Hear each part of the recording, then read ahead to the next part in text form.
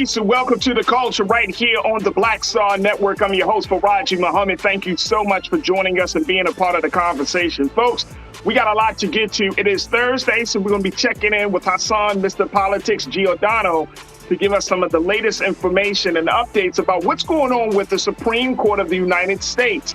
Now, we know earlier this week they started a new session with new Justice Ketanji Brown Jackson, and they have already started to jump right into the mix, especially Justice Jackson. She jumped right into the mix, talking about a major case that has wide-ranging implications. We'll talk a little bit about that. Also, can we at least talk about what's going on with Brittney Griner, as her wife has reported that she is at her weakest moment right now. I want to get your thoughts about that. And then later, let's talk a little bit about rebranding your life and your career. We'll be checking in with brand strategist Carlos Williams of DBC to give us some insights on how we can take advantage of opportunities even in the midst of uncertainty. So stay with us. All of that is happening and a whole lot more on today's edition of The Culture right here on the Black Star Network. Let's go.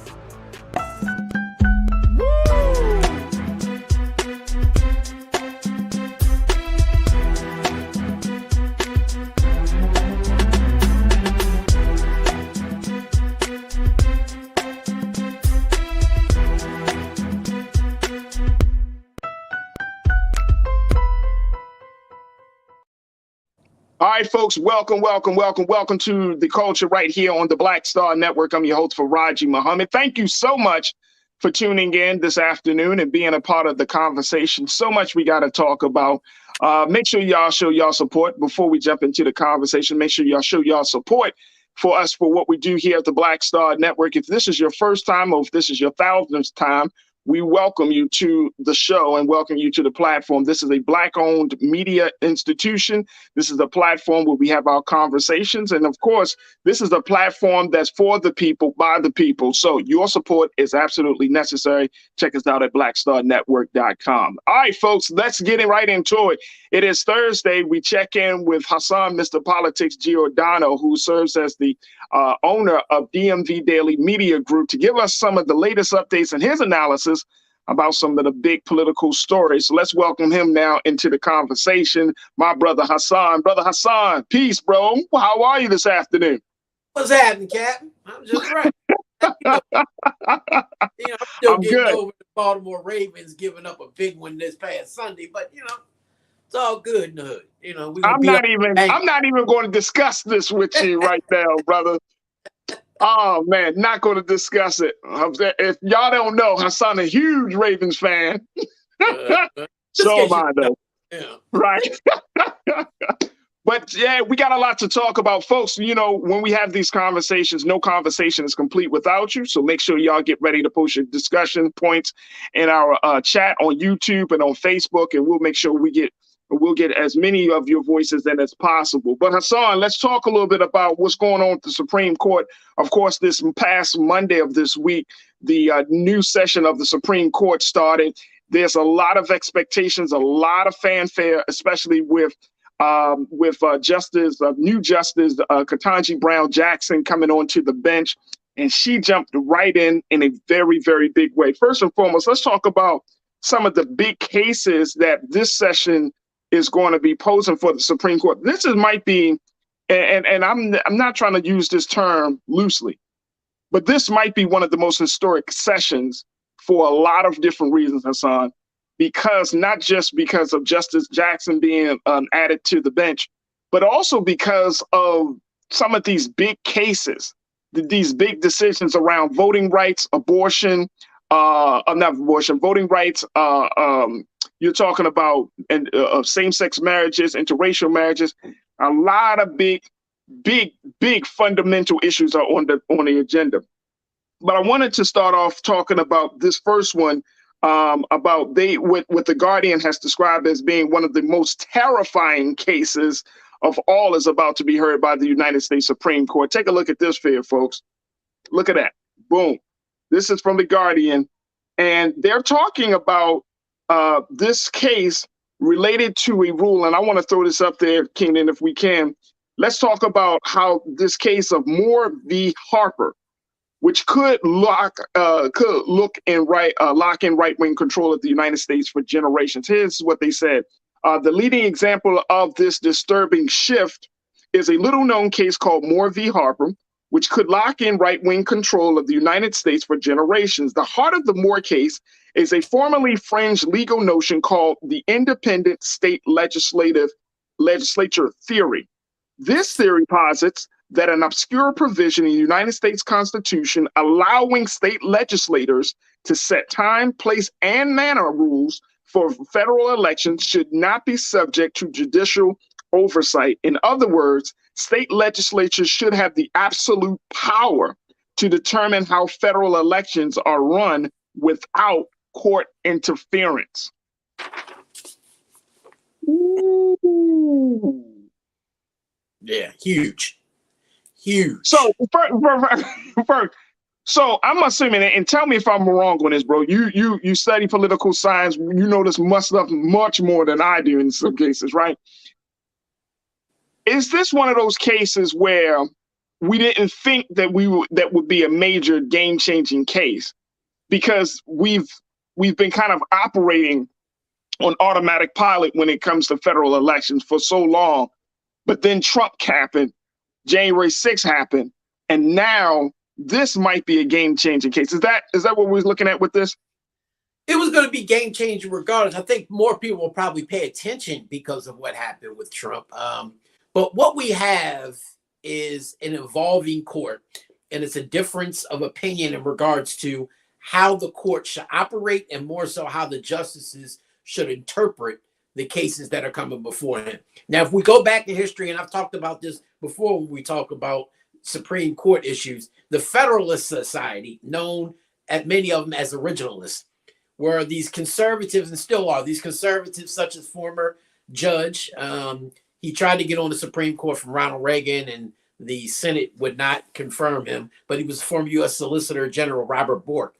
They believed in this jurisprudence of original intention, Farajii, and meaning the words of the Constitution were to be interpreted exactly how the framers of the Constitution meant it. So it can't evolve. It was supposed to stay static. But those words were never to be, evolve over time. And while those on the left and their greatest adversary, Justice William Griner, believed that the genius of the Constitution rests not in its static interpretation or meaning based off those that are dead and gone, but that it evolves in its adaptability over time is what made the Constitution so great. And so you're starting to see these arguments play out. That is really what Roe v. Wade came about. Back in the 80s, when Ronald Reagan was in, you had Bork and these other former Justice Scalia. He was an attorney back then. They were interpreting, okay, we know we don't want Roe v. Wade.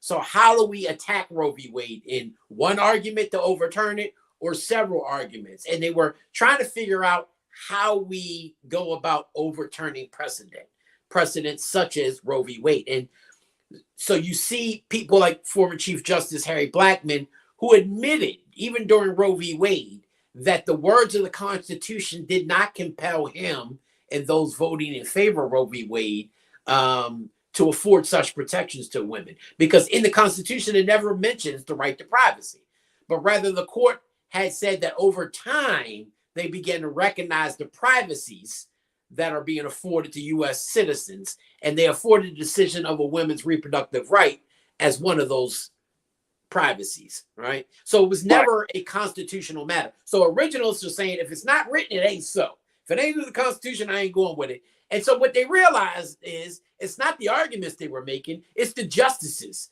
So they started saying, well, we need better justices, more ultra-conservative justices like we have today. We have a 6-3 majority of ultra-conservative justices.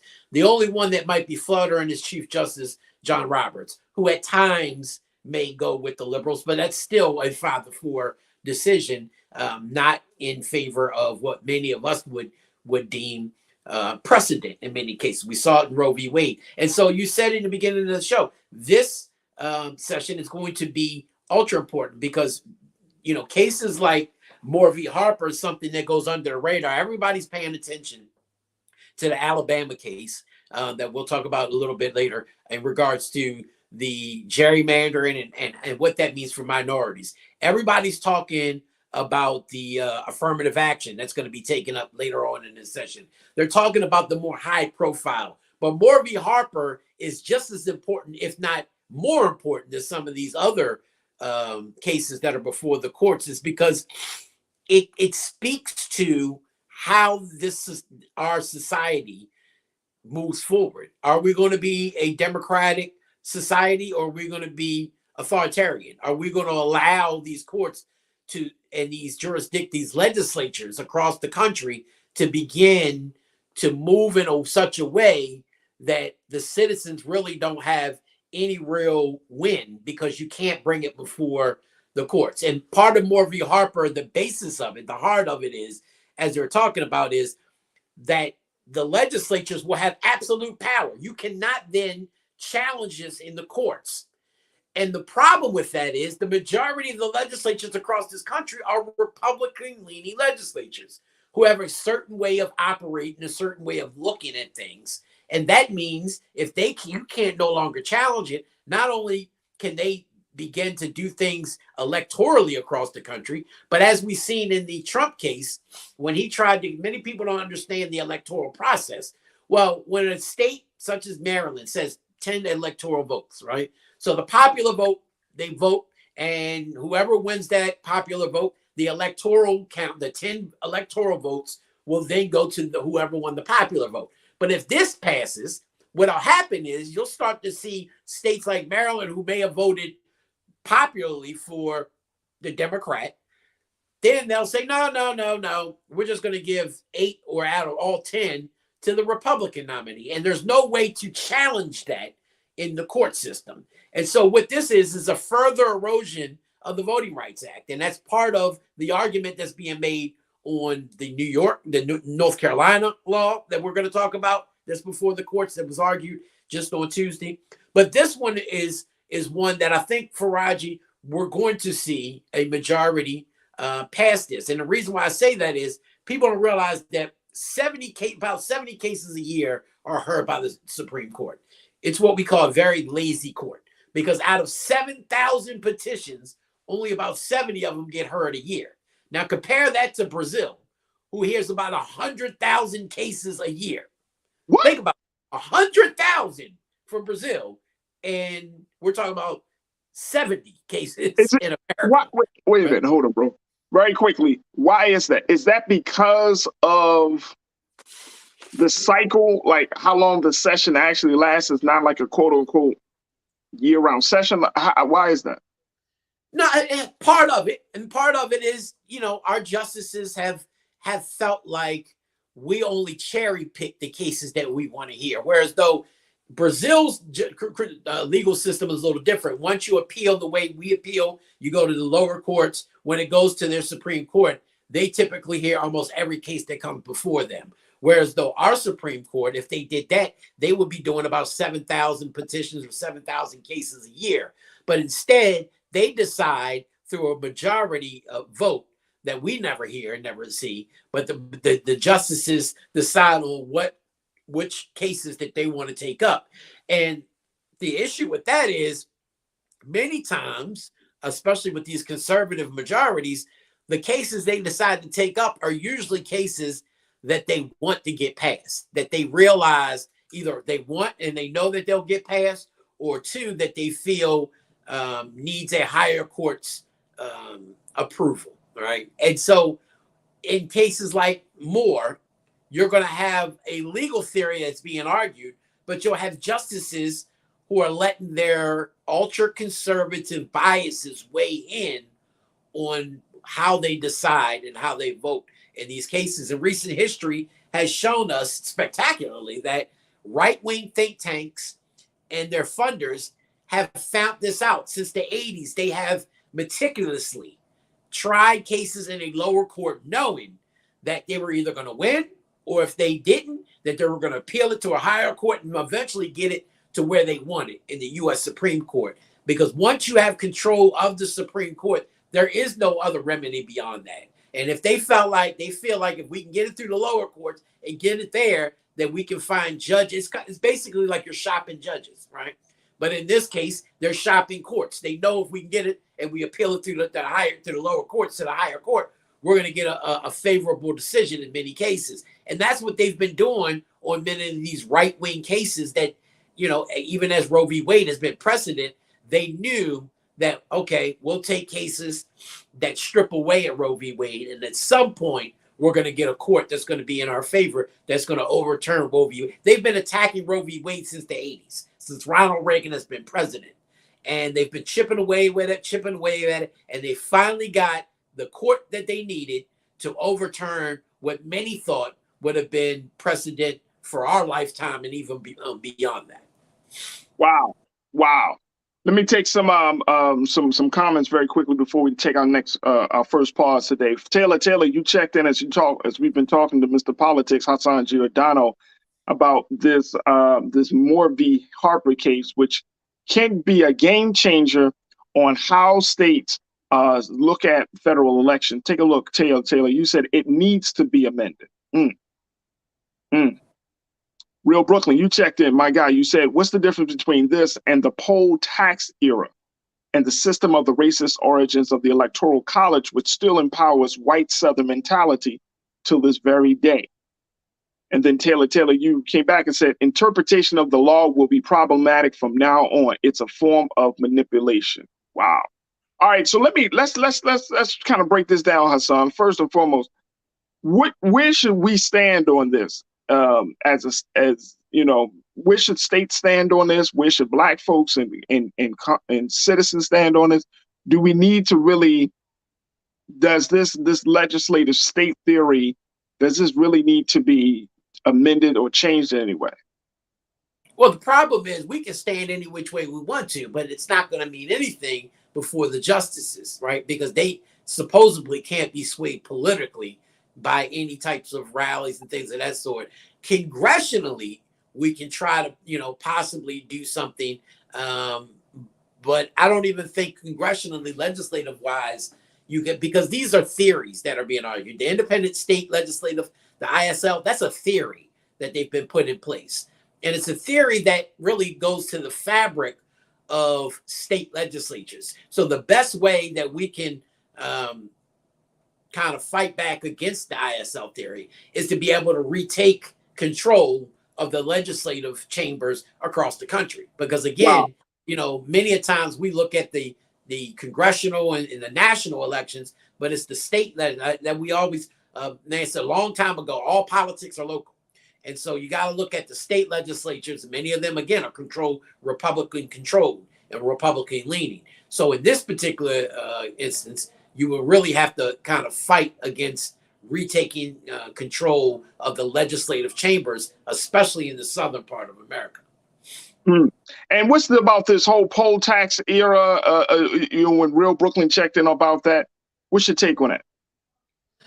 Honestly, I can't assume what the brother was talking about. Maybe if they can clarify a little bit more. I mean, I'm assuming that they're talking about the poll tax, and we're talking about with the voting, and that's part of what we're going to see on this North Carolina law that's being argued right now. And Justice Jackson made me so proud this week. She showed that her and the first Latina Justice Sotomayor are going to be a great 1-2 punch, because both of them try to get down to the fabric of these issues, right? But they also argue, they're very no nonsense but very respectful jurists, right? But they want to get to the heart of some of these cases and show their colleagues that a lot of the decisions that they're making can affect the daily lives of minorities across this country. And they do it in a smooth way, that it's not in your face. It's not making these white colleagues of theirs, feel, and I'll say white, I mean Clarence Thomas too, doesn't make them feel taken back. As this angry Black woman like it. No, they're they smooth. I mean, if you would have heard Justice Jackson argue this week on the Voting Rights Act about this North Carolina law and how she broke down the 14th Amendment of America's Constitution and what it was meant to be, and how Alabama's Republican Attorney General, who was arguing before them, Steve Marshall, really was not making a logical case when it came to dividing these voters into the districts. They were making a case of, I want to say, I can't think of what he was saying. Man, it was just so smooth. It just made your mouth drop. And wow. Like she's just, it shows that she's going to be a force to be reckoned with on these courts.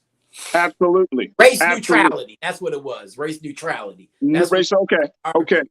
And we're going. I wanted to certainly bring that up. We're going to take a quick pause, but I want to certainly bring that up because, you know, when we're looking at this whole ISL theory, and then when we look at what's already currently happening, for me, it gives states a lot of power. Now, I don't know if folks really understand how much power that states have always had when it comes to issues of, like, you know, federal elections and all of those things. But this is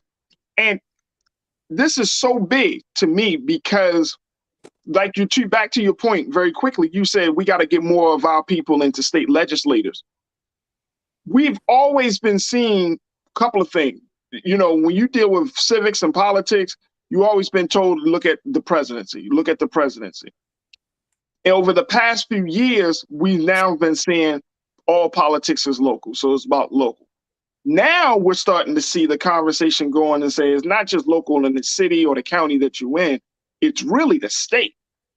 It's the state that has the power. It's the state that has the money around policing. It's the state that has the money around education. It's the state that determines how elections are done. And so now we have to kind of expand our understanding of where the power lies in order for us to make the moves that we need to make. And I think that's, you know, given that we're seeing this just weeks before the midterm elections happening in November, you know, it's important that we drive that point home. Like, you know, every organization, whether you're talking about the NAACP, you're talking about the Urban League, you're talking about the CBC, you're talking about, you know, Black Votes Matter, and all of these organizations that are pushing the conversation forward about voting rights and the importance of representation. It's letting people know, hey, the states and the local politics are dictating the agenda. It's the state and local politics. Very quickly, Hassan, what's your take on that, bro? Well, it's always been to some degree to that point, right? But people need to understand politics. The reason why they say all politics is local, because most of the essential needs that you have on a daily basis, whether it's your local taxes, whether it's your police department, your education, all of that is local, right? That is not more like a federal issue. So a lot of the stuff that you deal with that you need, from the trash collection, that is so. But the problem is many of our constituents and people don't understand the difference between a council person whose job mostly is the kind of nitty gritty, making sure the trash gets picked up, the police, you know, things of that sort. Whereas though the state is it's a legislative body that deals with the educational funding that goes to local jurisdictions. It deals with the state laws and how they're enacted. And the federal government is completely different in how they operate. And so people have to understand the difference. And especially when you're arguing certain points and trying to understand the mechanisms of government and how they're done, you have to understand which one. Otherwise, you're going to be calling your federal elected representative talking about your trash.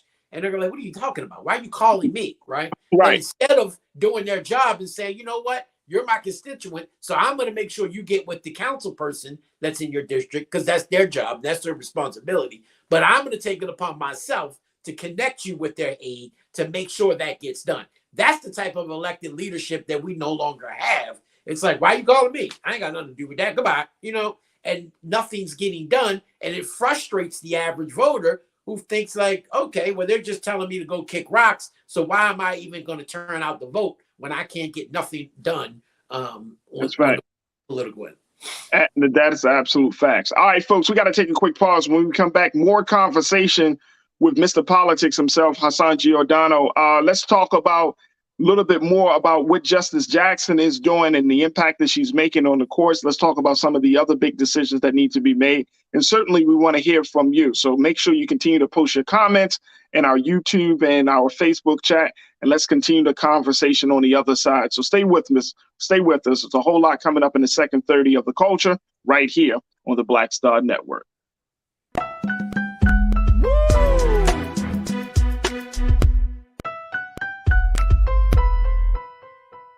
Hatred on the streets, a horrific scene, a white nationalist rally that descended into deadly violence.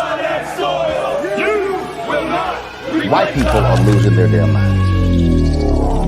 An angry pro-Trump mob storms the U.S. Capitol. We're about to see the rise of what I call white minority resistance. We have seen white folks in this country who simply cannot tolerate black folks voting. I think what we're seeing is the inevitable result of violent denial. This is part of American history. Every time that people of color have made progress, whether real or symbolic, there has been what Carol Anderson at Emory University calls white rage as a backlash. This is the rise of the Proud Boys and the Boogaloo Boys. America, there's going to be more of this. Here's all the Proud Boys, guys. This country is getting increasingly racist in its behaviors and its attitudes because of the fear of white people. The fear that they're taking our jobs, they're taking our resources, they're taking our women. This is white fear.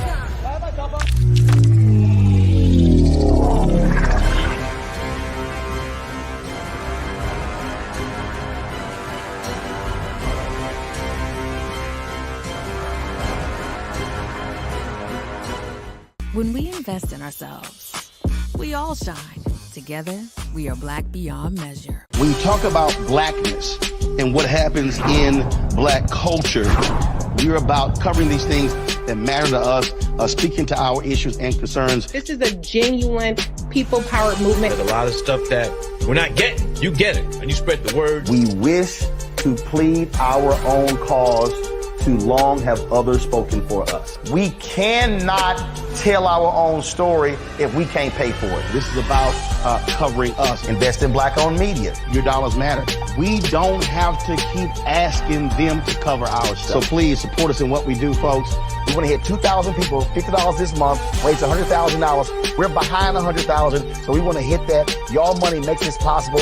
Checks and money orders go to P.O. Box 57196, Washington, D.C. 20036-0196. The Cash App is $RM Unfiltered. PayPal is R Martin Unfiltered. Venmo is RM Unfiltered. Zelle is Roland at RolandSMartin.com.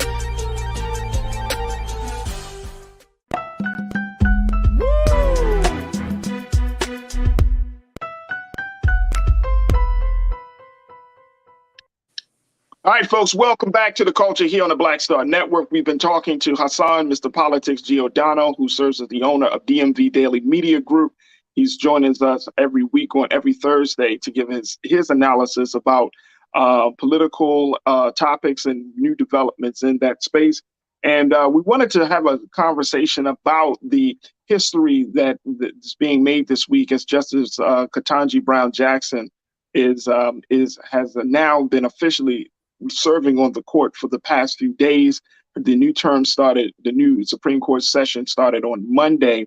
And so she's already been making some waves with her thoughts and her interpretation of the law, especially when it comes to something as critical as the Voting Rights Act of 1965. Of course, we know that this has been always, and let's bring Hassan back into the conversation, this has always been a very, very concerning point for Black folks in this country, because we are again, this is our election season, of course, for the midterms. We got a presidential election, but more importantly, looking at how do we protect the rights of Black folks going to the polls, making sure that we have all that we need to do. Hassan, you've been an advocate of this in the city of Baltimore and the state of Maryland, of making sure that folks are able to come out and to vote without any intimidation, without any level of suppression, that they come out to vote. The new Justice Jackson, spoke on this. She spoke on this issue, and I'm going to share with you what NBC's reported on this. Folks, take a look. It said that in her second just her second day on the bench, she spoke about the enactment of the Constitution's 14th Amendment, stressing how its aim was to redress historic harms to Black people in the aftermath of the Civil War and the end of slavery. It was a symbolic moment in a courtroom in which only 3 Black justices have ever sat. Exploring the history that lurks in the background of the dispute over Alabama's congressional district maps, Justice Jackson said that the entire point of the amendment was to secure rights of the freed former slaves. As a result, she wondered, how could the state be barred from considering race when deciding whether more majority Black districts should be drawn? Her intervention in the midst of an oral argument on Alabama's defense of its map that a lower court said discriminated against Black voters was just one example of her active role in her early days on the high court. I'm happy that she's making waves on this, but it's still very unfortunate and sad that in 2022, Hassan, we have to have an advocate to talk about the value, the importance, and of Black folks being able to vote and not being neglected because of some redrawn maps. Talk to us about what you're seeing. Well, the problem is they understand, the racial implications of the redrawn map. They just don't care. And that's the problem. And, part of the argument that will be made even on gerrymandering is, first of all, don't get it twisted. Gerrymandering is done from both parties, Republican and Democrat alike. Democrats try to gerrymander what's called pack districts. So they want to pack a certain amount of gerrymanders after every 10 years after the census, they redraw the maps.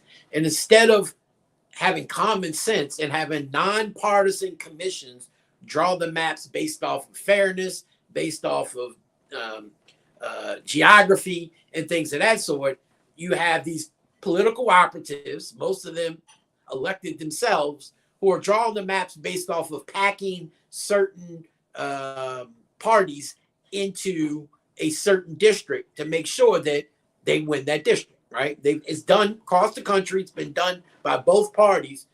But in the Democratic side, most of them pack districts because they want to win, right? And it's not based off more race. It's more based off of party. Republicans, on the other hand, like to pack it based off of minorities as opposed to keeping the minorities suppressed in one particular place and not do it. And that's part of the argument that's being made in this Alabama case that's being heard this week, which Justice Jackson was making that point to, is because Alabama's Republican Attorney General Steve Marshall is basically trying to unravel decades of precedent, right? Their concern is about how they can dilute Black voters and how dividing voters up into these districts is a race-neutral approach. And the Justice Jackson's arguing like, there's nothing race-neutral about this at all, what you're doing. And she's trying to give a history lesson. But if people have to understand, the reason why the Voting Rights Act was passed in the first place was to ensure that states weren't doing what they're doing now and starting to not only just gerrymander, but pass laws that go at the very heart of fairness in elections and allowing these states to pass laws like Florida and Texas out that start to suppress the vote, especially the minority vote in many of these states. If you remember, back in 2013, they started attacking it on the courts.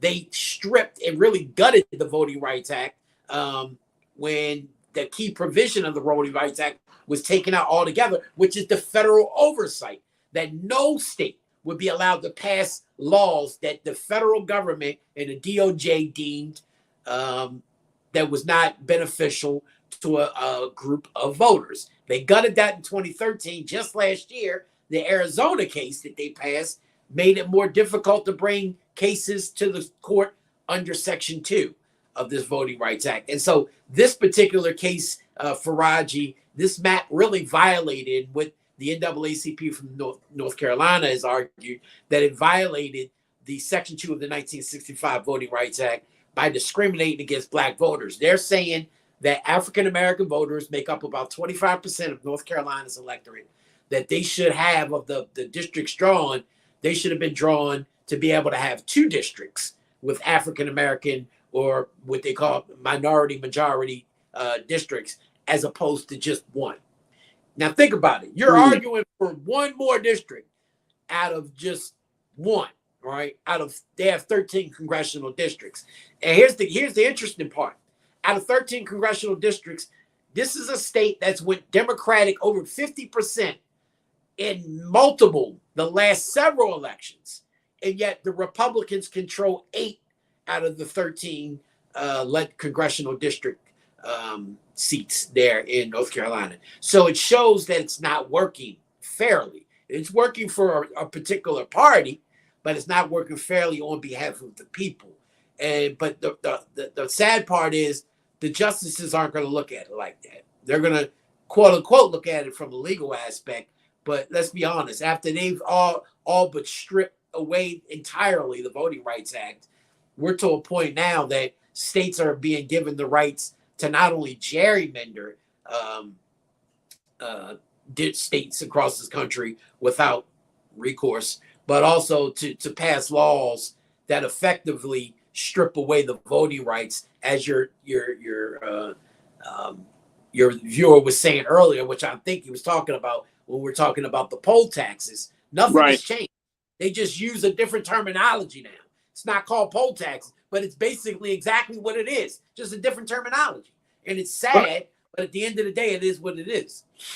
Hassan, what are you and other politicals concerned that this redistricting that we see happening in Alabama is going to affect?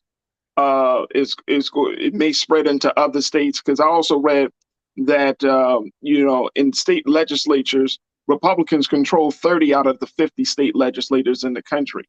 So is there some real concern that if the Supreme Court sides with Alabama on this, and they're saying that because of this conservative majority, most likely they're going to make a decision in favor of Alabama, that this could spread into other states? Is that a big concern for you and others?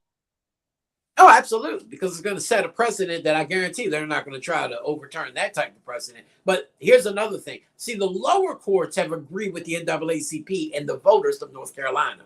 The lower court said that the Supreme Court precedent that the plaintiffs have shown that they need a second majority-minority district. But the Supreme Court, remember back in February, they weighed in on this case by allowing the state to move forward with the drawn map, even while they're waiting to hear. And they ruled on that 5-4. Chief Justice John Roberts sided with the liberals of the court, but it still passed 5-4 to allow North Carolina to move forward during this election under the redrawn map that we're arguing right now.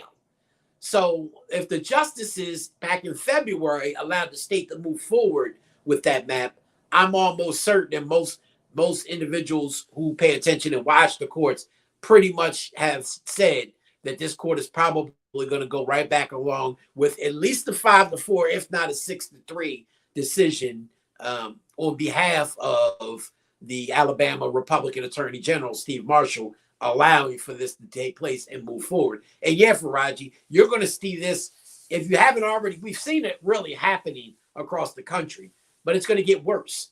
Because as you continuously erode the Voting Rights Act and start to allow these conservative states to do what they want, when they want it, in terms of not only just, packing districts, but also, taking away voting rights and certain rights as it relates to voting for minorities, it's just going to become a trend. It's going to become precedent. And it's going to be harder and harder for us to challenge it, because they keep taking away, eroding at the voting rights in Section 2 of the voting right. So you're not going to have any legal recourse. So the only recourse you're going to have is political, and it's going to be hard to do that in these conservative states who continuously put in these redneck Republicans who continue to pass laws like we've seen in Florida and Texas, North Carolina, and others. Absolutely. Let's go to get a couple of comments from our online culture crew. McCole, you checked in and said Justice Ketanji Brown Jackson did not come to play. She is on the SCOTUS to make an impact in this nation. And we talked about this earlier this week, folks, when we mentioned that, on Monday, that the big impact that she's going to be making will be her dissent, her opinionate, her dissenting opinion. which Mayor Kirk Schmoke, former mayor of Baltimore City, said, which will shape law and policy down the road. So, I think that's going to be, that's going to be the role that she plays, that she's going to bring up questions, bring history to the conversation that will make some people think, especially those of us who now are interested in seeing and looking at some of these decisions from the Supreme Court a little bit more closely. So I agree with you there, McCall. Thank you for checking in. Turner family, you said, LOL, they are making it too complicated. It's simple. They will always move the goalposts if the policy will help balance out power for Black folks. Simple. Think about it. It sounds like that seems to be the case again here right now, Hassan. That is always some change up. There's always some goalpost moving. Right when we're at a certain point. And so my hope is that the people of Alabama, Black folks and white folks down in Alabama, will say, you know what, this is not fair. This is not good for, quote unquote, not good for democracy. So we need to get involved. I mean, for cases like this, we know what Supreme Court Justice Ketanji Jackson is doing, but what can the people do? What's one of the I guess one of the strategies that the people can employ on a subject, on an issue like this? Unfortunately, not. But the reason is, so even the people are almost in the same trick bag as Justice Ketanji Jackson, right? Because while she's going to, and I agree with Mayor Schmoke, he's a learned jurist. He understands this. What many people don't get is she's not going to make a big impact right now because she's one of 3 liberal justices, so out of 9. So she's never going to be probably in a position, at least in the next 10 to 20 years, to have a deciding vote to make a 5-4 decision, right, in her favor.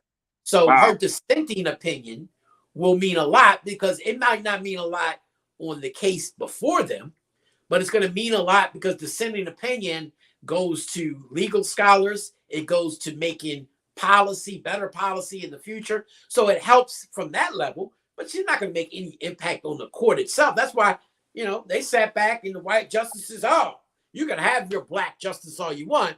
Guess what? We still run this court. And that's what they're looking at in these legislators and these congressional makeups of Alabama and North Carolina and Florida and Texas. You can talk all that what you want, but unfortunately, you ain't got the votes to override us. You don't have the votes to get us out of office, and not enough white people are going to side with us to make them, do right, because they don't care. It doesn't affect them. So until it impacts them personally, like abortion. Abortion didn't impact Republicans, but it impacts Republican women. So you're going to start to see them come out in droves now in November. Yeah. So until a policy like that begins to impact you directly, you feel like, well, it doesn't bother me, so why would I get involved? And so once it starts to impact people of all colors, of all makeup, of all political affiliations, that then and only then will we see an uprise and a change. But it doesn't look like that's coming anytime soon. No, not at all. Tiana, you checked in, and I think, Hassan, this is a great way as we end this end your report today. Tiana said the Supreme Court can't be trusted, especially since they have unqualified individuals posing as judges. But I want to take it in this space, Hassan. The Supreme Court is supposed to be unbiased, excuse me. The Supreme Court is supposed to look at things through the lens of the Constitution and interpret it that's in the best interest of the people. Because the Supreme Court is so conservative and so political, you still got Clarence Thomas up there. Roland put out this tweet and had a picture of Clarence Thomas, had a picture of Kanye, Candace Owens, and some other folks, and said, which one of them got to go? Right? And all of them. And then Roland was like, damn. And I said Clarence Thomas, because he's the quiet assassin. All of them other people, yeah, they talking heads, but nobody is in the seat of power to influence policy, to interpret the law. He got to go. So when you got a Supreme Court that is just as divisive as the former president and Trump, how can people really respect the decisions? How can the American people really, have faith that this court is going to do something in the best interest of the American people? How's that going to happen?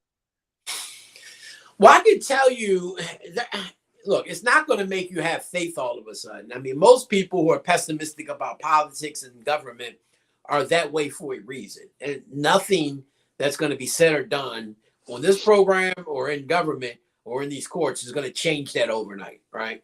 But what I will say is an effective way that I think Democrats have lost their way, but the Republicans stay on point with, is understanding the power of the legal system. There's a reason why Donald Trump got in office, and his main focus was appointing judges across the board. Ronald Reagan was the same way. The Democrats don't really do that. And what happens with that, though, is if you begin to shape the courts, like when you shape the legislative bodies, right? Then you begin to control the dialogue and how. So when these cases come before these courts, when you have more liberal-leaning judges or justices on these lower courts, then you'll start to see, as we saw, what I said earlier, only 7,000 of the petitions only 70 of them go before the Supreme Court. So that means the other 6,900 or however many is left go back down to the lower courts. This is a way for us to begin to shape policy, because those cases that they don't take don't just go away. They just are being by the decisions on the lower courts. They're not being accepted by the higher court. So if the lower courts, you have control and you have judges who are more like-minded of individuals like you and I, if you control those courts, then the greater majority of the cases don't even make it before the Supreme Court. So those cases will be decided by those. But the problem is a lot of the lower courts are now being controlled by the conservative judges that were appointed by people like Donald Trump and George W. Bush. Because Democrats get in office and look at Joe Biden. Look at the number of judges Joe Biden has appointed thus far. Compare that to the first 2 years of Donald Trump. Just go look it up on Google. It'll show you. And I mean, the difference is stark. You'll be like, what? Because they don't look at it the same. They understand how to play the game of politics, meaning the Republican Party. It's like the Democrats are in la-la land somewhere. They still in elementary school. And they got to come up with the times. Otherwise, we're going to continue to see things like this happen over and over and over, especially as it relates to things that directly relate to African-American minorities.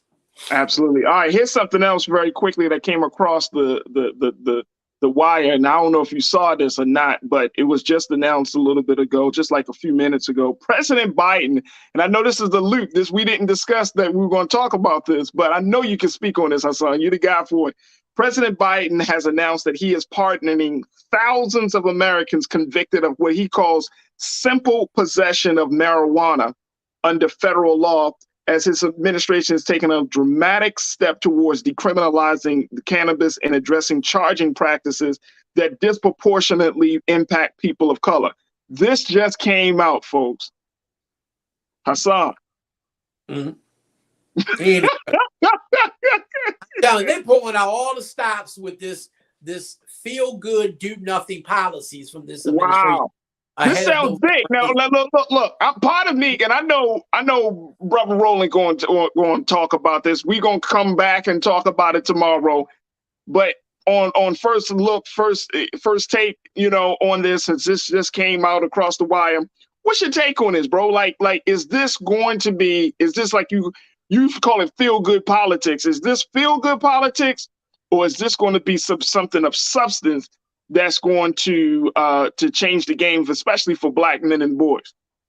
No, not really. It's political theater. Here's the thing. If I would have more respect for the administration if they said, and not only are we going to reverse those decisions and get that off your record, but we're going to give you financial relief for those who lost their jobs because of these bullshit charges, for those who lost their housing and could not get housing and all that, for the convictions. Because you got to understand, in certain cases, in certain states, possession of marijuana, and depending on how it was charged, possession with intent, even though it could have been for personal use, these are charges that could possibly make it a felony in certain states, which then prohibits you from voting, prohibits you from getting Section 8 housing, prohibits you from getting certain jobs. So if you can then follow that up with the financial impact that it had on Black and brown men and women in this, then I'd be impressed.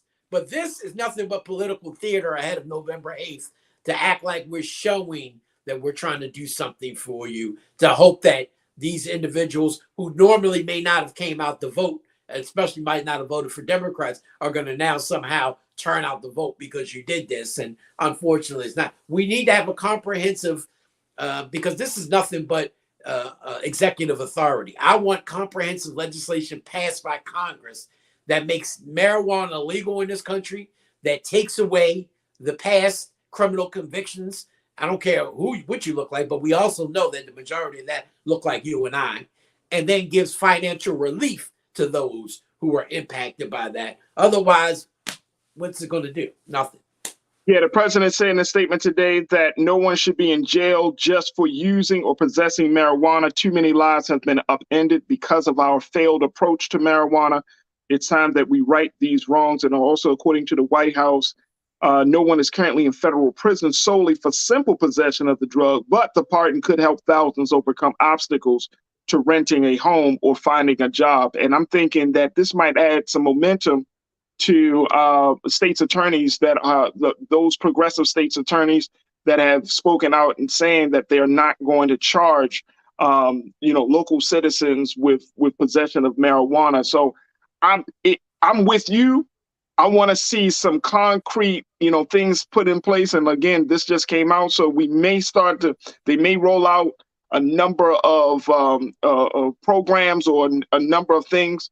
But to have the president put this out there, and again, you got to always, because this is politics, this is how it goes. The timing of this, weeks before the national midterm elections, again, this is going to be put out there. I want to make sure, though, if this is really what we're trying to do, like those suggestions that you made, then we got to put some more fire to the feet of the president and the vice president and to Congress on this situation. Absolutely, because Congress is the one who can make marijuana legal. The problem we have is we have a national society, right, and a federal law that still makes marijuana illegal. But then you have states like California and others who allow marijuana is legalized. But the problem is you cross from California into Nevada, not thinking, smoking because it's legal where I'm coming from. And now you get arrested because federal law, you just basically transported an illegal substance. So make it legal across the board so people ain't got to decide, do I got to go to this state? Do I got to do, you know what I mean? Like, that's a huge, look, Brittney Griner is in jail just because of it. I mean, obviously Russia's a different story and what happened, but people have to understand that she would have never had that in her bag had it not been legal where she came from. There it is. That's a great point. So, great point. From a local perspective, I ain't talking about Russia right now, but from a local perspective, we can't be determining from state to state depending on that. So it needs to be a national thing. That's something that the president can't do on his own. Congress needs to act, and they need to act now. Absolutely. My guy, Hassan, Mr. Politics, G. O'Donnell, always a pleasure to have you check in on Thursdays, give us your analysis or insight on these things. We got to have you back, bro, but we'll keep our eyes on what the president's trying to do and the simple possession of marijuana, the whole situation. But thank you, big bro. We truly appreciate you. Thank you. Always a pleasure, bro. Go Ravens! Go Ravens! All right, folks, we got to take a quick pause. When we come forward, look, let's have a conversation about branding, how you can take you can take your business to the next level. We check in with Carlos Williams to give us some insight. He's a brand strategist. He's an expert in making you look better, and that way you can feel better, and that way you can produce better. You know what I'm saying? So we'll have that conversation. Stay with us. That discussion is up next here on The Culture, here on the Black Star Network. Don't go anywhere.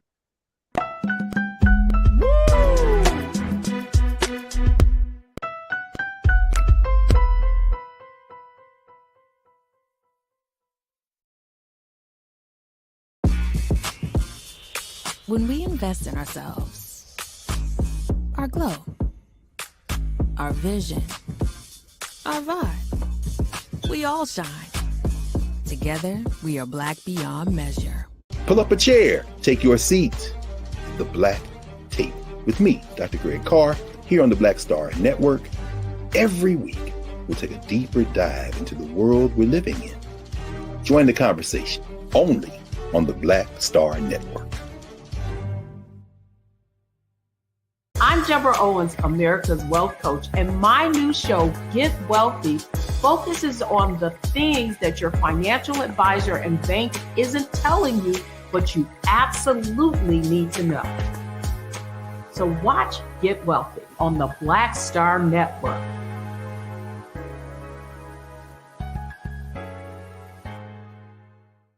Hi, I'm Dr. Jackie Hood Martin, and I have a question for you. Ever feel as if your life is teetering and the weight and pressure of the world is consistently on your shoulders? Well, let me tell you, living a balanced life isn't easy. Join me each Tuesday on Black Star Network for A Balanced Life with Dr. Jackie.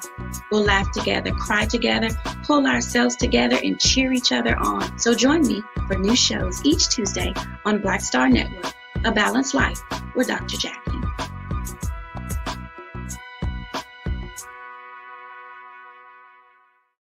When we invest in ourselves, we all shine. Together, we are Black beyond measure.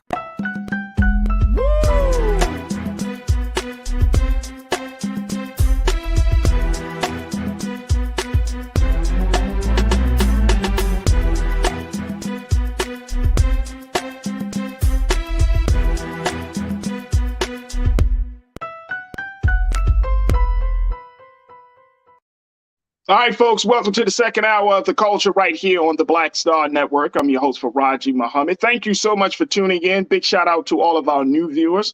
Thank you so much. And, of course, a big shout out to my online culture crew that's always holding it down, always keeping the conversation interesting, and always making sure they're doing it for the culture. Thank you, thank you, thank you. All right, folks, we're going to be starting having another discussion in a moment, but just want to let you know, again, we need your support. Continue to support us here at Black Star Network as we do the great work of having these conversations and doing the great work of telling our story, pleading our case, and everything is important for us right now as we go into a period of taking Black Star Network to the next level. So you can join us in this movement, and you could be a part of the momentum here at Black Star Network. Go to our website at blackstarnetwork.com.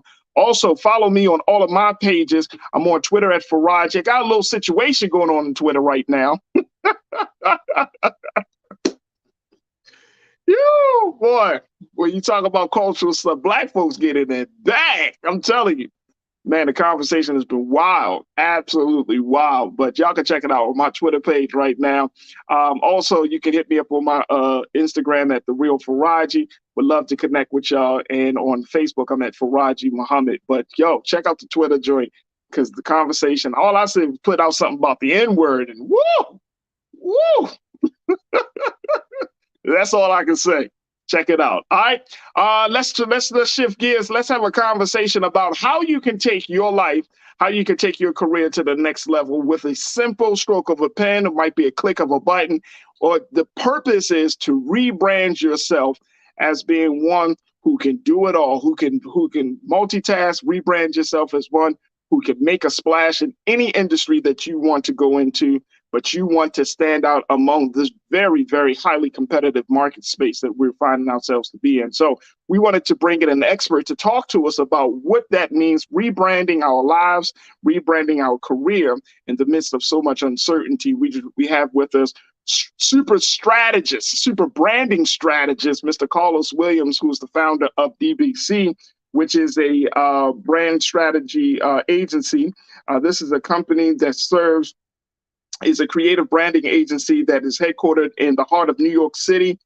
They use storytelling through design to elevate the underdog and raise awareness for their clients on the court and off-court values and distinguish them from their competitors. I love it. Let's welcome now to the culture here on the Black Star Network, Mr. Carlos Williams. Carlos. Hi hey, there. Brother. How you feeling, sir? I'm feeling great. Thank you so much for having me. Absolutely, absolutely. Not a problem at all. All right, Carlos, talked a little bit about the work you're doing with DBC, but let's have a conversation about this whole idea of branding, Carlos, because we are in a time in our culture where it seems like that is the place, that is the thing to do. is to brand yourself. But here's my pushback on this, and you're a brand strategist, but this is the pushback. How do we have a culture that can support, individuals and their entrepreneurial efforts without us becoming commodities? Oh, that's a great question. I would say brands are personalities, right? They represent the commodity that you might be selling, but the brands that we build are how we communicate our personalities, our authenticity to everyone else who's in our target audience, right? So I think how you prevent from becoming a commodity is not caring about what people who are not in your target audience think about you, right? If you start caring about what everyone thinks about you, then you have to code switch and change it up and do all these things that we don't want to do and are not our authentic self. So whether you're branding a company or you're branding yourself, you really want to focus on the authenticity of it. So you talking about, and I love that you're saying that it's a part of our personality. But it seems like, and let me just tell you, I don't know how long you've been on social media, but just for the time I've been on social media, brother, Carlos, it feels like you're walking into a virtual marketplace, right? Like I remember social media. I'm about to show my age. When I was in college, I went to college late. So when I was in college, Carlos, I remember MySpace. It was just about connecting with friends, right? Right. I'm really showing my age right now. Then I remember when Facebook first started, and it was just about on its own social stuff. Yep. Right. Then it got into this other space of like, all right, let's put some business things out there. Let's talk about, let's talk about the products and services that are offered. Now we got IG, and it feels like IG is just a glossy ass magazine, bro. Like, well, you said it right? Like we used to communicate. I'm sure when newspapers started, right? They were.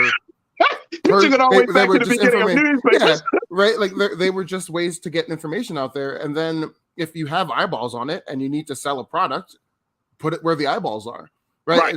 The reason why it's become such a crazy place, it's a marketplace, is because everyone's eyes are always focused there. Right. And so if we put everyone's eyes there, then someone is going to try to sell something to you there because that's where you are. Like we tell our clients all the time, you shouldn't be asking your customers to come to you. You want to go to where they are. So now that everyone's shifting to TikTok, you're going to start seeing TikTok become more commoditized as well. And then the next thing.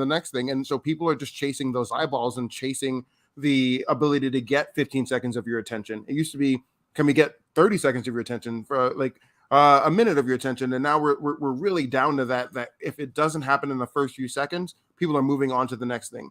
And it's not because attention spans are lowered. It's because people's patience is less. We have no patience for anything. We need the answer now, instant gratification. And if your brand's not able to connect with that person in that short amount of time that you have, you're dead in the water. Yeah. So that just takes us back to my original question about being a commodity. And you humanized it and said branding is simply your personality, right? But it seems like everybody has the same personality, Carlos. Well, I think a lot of people on social media are chasing the top personalities, right? If you're looking at the Kardashians or the Jenners and you're saying, hey, these are the people who are the most successful on social, and I want to be successful on social, let me mimic them. But are you actually that way in real life? And how are you different, right? Like differentiation. How are you different than them? What are you bringing to the table? That why people should pay attention to you. And so I think it's actually an excellent opportunity right now for if someone a little bit different and has more value comes along, then they're going to be in the perfect place to be able to capture new audiences. But everyone's a media brand, right? Every company's a media brand, every person's a media brand now. And it's just, are we going to adapt as a society? Are we going to push back on it as a society? I think that's what we have to figure out. So everybody, and see, here's the thing, like you're doing this work of pretty much helping people to accentuate their personalities, right? Like you're not adding, you're you're uncovering, you're discovering, right? Big question is like, tell me how you're different than everyone else, right? Right. Like, what do you like as a company or as a person, we work with a life coach. All right. Everyone's a life coach now, right? So what do you bring? Hey, Carlos. Hey, Carlos. Everyone. I didn't know so many people had like life coach experience. Like everybody's a life coach. Here's the top three. Here are the top three industries on social media: life coach, financial coach, and fortune teller about your damn horoscope. I mean, I think you're forgetting the fitness trainers, right? Like, if you go to the gym, you're automatically a fitness influencer, right? Like, what happened to the days just can we go to the gym, work out, like, and then go home? But no, my side hustle is I'm going to show you how my push-ups are different than everyone else's push-ups, right? Or how I'm doing the same push-ups that this person did last week. I'm taking their video, I'm doing it, but I'm wearing Lululemon, so I'm different that way. And so what we try to like really pull out of people is like, how are you different? Right? Like, are you going to be a leader or are you going to be someone who's a part of the pack? Like, so we want to take the people who are leaders have the money. One, they have the money to pay us. Right. And two, they have the potential to grow. And so it's an interesting time to do branding because everyone's so social media focused. We tend to tell our brands to stay off of Twitter because everyone's a critic there. So like you launch a logo there, everyone's like, well, I could have done that. My 5-year-old could have done. Everyone's is a designer, everyone's a content creator, everyone's got an opinion, and there are certain platforms that let you put that information out there and solicit some feedback, and that's great, but there are other platforms that are just inviting the hatred, and that's what we want to help people avoid. So when you sit down and you talk to your clients and you said, all right, let me help you with your brand strategy, tell us like some of the things that people need to consider when thinking about how they could put their personality out there, right? And I guess the second part of this is, is the social platforms the best platforms to have to accentuate your products, your services, your personality versus some of the more professional platforms like a LinkedIn, for example, where you can go, you know what I mean? Should you just be like on IGN, LinkedIn with the same content or what? Talk to us about that. Right. So like we always want to start about visibility. Like how easy is it for your potential customer, your client, your donor, if you're a nonprofit, where are they at? And so how can they find you? So if you're a B2B brand, you can have some cool stuff on Instagram or TikTok, but we tend to tell them use that for recruiting to grow your own organization. But on where your clients are making those buying decisions is LinkedIn, right? And so how can you be a thought leader, right? Like everyone can get on LinkedIn and say, I had a really bad day with this sales thing, or like the same things that we see regurgitated over and over on LinkedIn.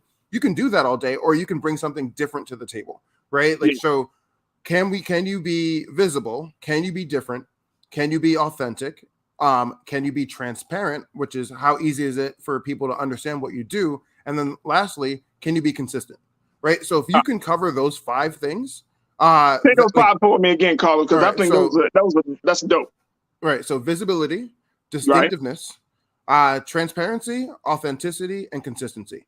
I love consistency, right? Because you don't have to be the best brand at every single way, as long as you're consistent, and right. Like you never want to create that letdown. So you can't have an amazing website, and then when someone actually calls you, you answer the phone and you're not so helpful, right? Like you're not excited, you're not enthusiastic. That's why that authenticity piece. Build a brand for who you're actually going to be. Build it for who your employees are. Build it so that people know what to expect and have that experience going through. Like it's an experience, right? Like you bring them in, you get them the product, and you take care of them to renew that relationship over and over again, right? So that client experience has to be consistent throughout from every single touch point, or people aren't going to like you. They're not going to recommend you, and you're going to have some problems growing your business. All right, so that's on the business side. So share with us, how does branding fit in our personal lives? Do we even need to worry about branding who we are?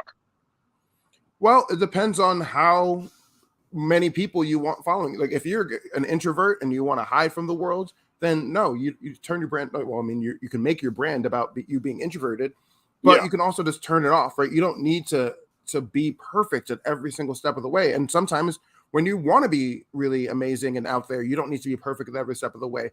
Like, I think you have to figure out like what kind of audience you want to have. Is it an audience of friends and family, or is it an audience of the public square, right? If your Instagram's turned to public, I guess you're leaning towards that way, right? Like, so what kind of content are you gonna put out there? And if it's just you having a fun hair day, or you going on a trip, just be that, right? Like, you don't need to worry about, well, like, how do I look in that picture or that video? Did I say the right thing? But if you're trying to use it to monetize, right? Like, people are, if you want to monetize your personality, because it's the only time in history that we've ever been able to just start, like, I can start tomorrow and say, I want to be a life coach, or I can say I want to be a motivational speaker. I can get on tomorrow and try something, and it may get 10 views, but then the next day I try something else, it gets 100. And then you learn what kind of content that your audience is demanding to see, right? If you don't listen to your audience, right, like, then you're not a brand, right? But if you want to grow, like, let your audience decide what kind of content they want to see, right? Like, let them, if you have 50,000 views on one video and 10 on another, but you're really proud of the one that has 10 views, and you're going to keep pushing, you're going to try to force that down your viewers' throats, it's not going to work. So if they're telling you they want more behind the scenes content, how do you actually put that look together as a makeup artist? Then do more of that, and they'll come and hire you to do their makeup. But like, if you only show finished products and you're not taking them along on the journey, then you have no one paying attention to you. Yeah, this is very interesting. I personally, and let me tell you something. I'm gonna be transparent and authentic, right? All right. Like, I've always have been hesitant about, even though I've worked in media for many, many years, I've always been hesitant to have, like a FarajiiMuhammad.com, type of situation, right? Even though for years, Carlos, people have been like, Farajii, you need your own website, or Farajii, you need this and you need that, right? And I'm just like, maybe I'm an old school guy, because I was, I kind of came into this work before all of this kind of started. So, people have made the social media thing like a must have for certain individuals, right? I feel like I'm Jay-Z.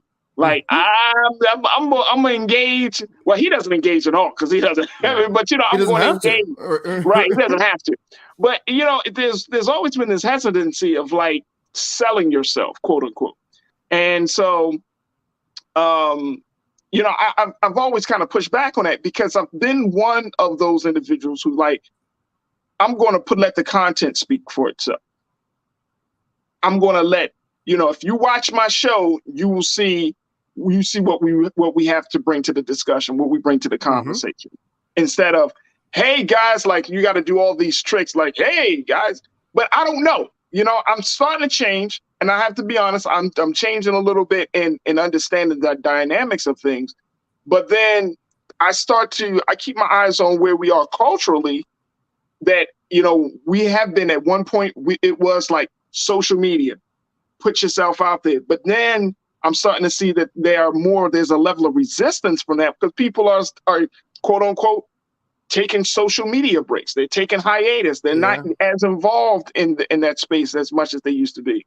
So it's like, how do you navigate, given all of those kind of ups and downs and the factors of people's behavior? Because that's essentially what you're trying to tap into. You're trying to tap into people's preferences. You're tapping into people's viewing behavior. So how do you navigate through all of that? So a lot of good questions in there, but I want to point you to one of my favorite YouTube channels, right? It's called, what is it called? It's a history channel that Oversimplified, where it tells you about like historical events animated. They put out 2 videos a year, right? Not every, like, so many YouTube channels are daily vlogs and everything like that. They put out 2 YouTube videos a year. Their YouTube videos go to #1 on trending when they put it out, and then they go back away, right? As a content creator, if you're an author and you write novels, are you writing a novel every day? Are you writing a novel every week? Like, a columnist can write a column every week. So you choose the cadence at what you want to put your content out there with. But like, a website for you could host all of like the curated content that you're most proud of, right? Like it doesn't have to be a place where people go to make sure that what's the latest take you have. You have a TV show to show your latest take, but take a piece of that and put it online and the things that you're most proud of. And it's a good place for you to go reference in the future when you want to look back at a retrospective of your life, or someone wants to do a story about you. It's a good place to archive it where you control the archive. No, that's it, and I see that a lot. I see that a lot more. All right, so let's talk a little bit about some of the big things that DBC is working on, because you guys have been working on the squash tournament. Talk to us about that. What is that exactly? The most excitingly random thing I've ever done.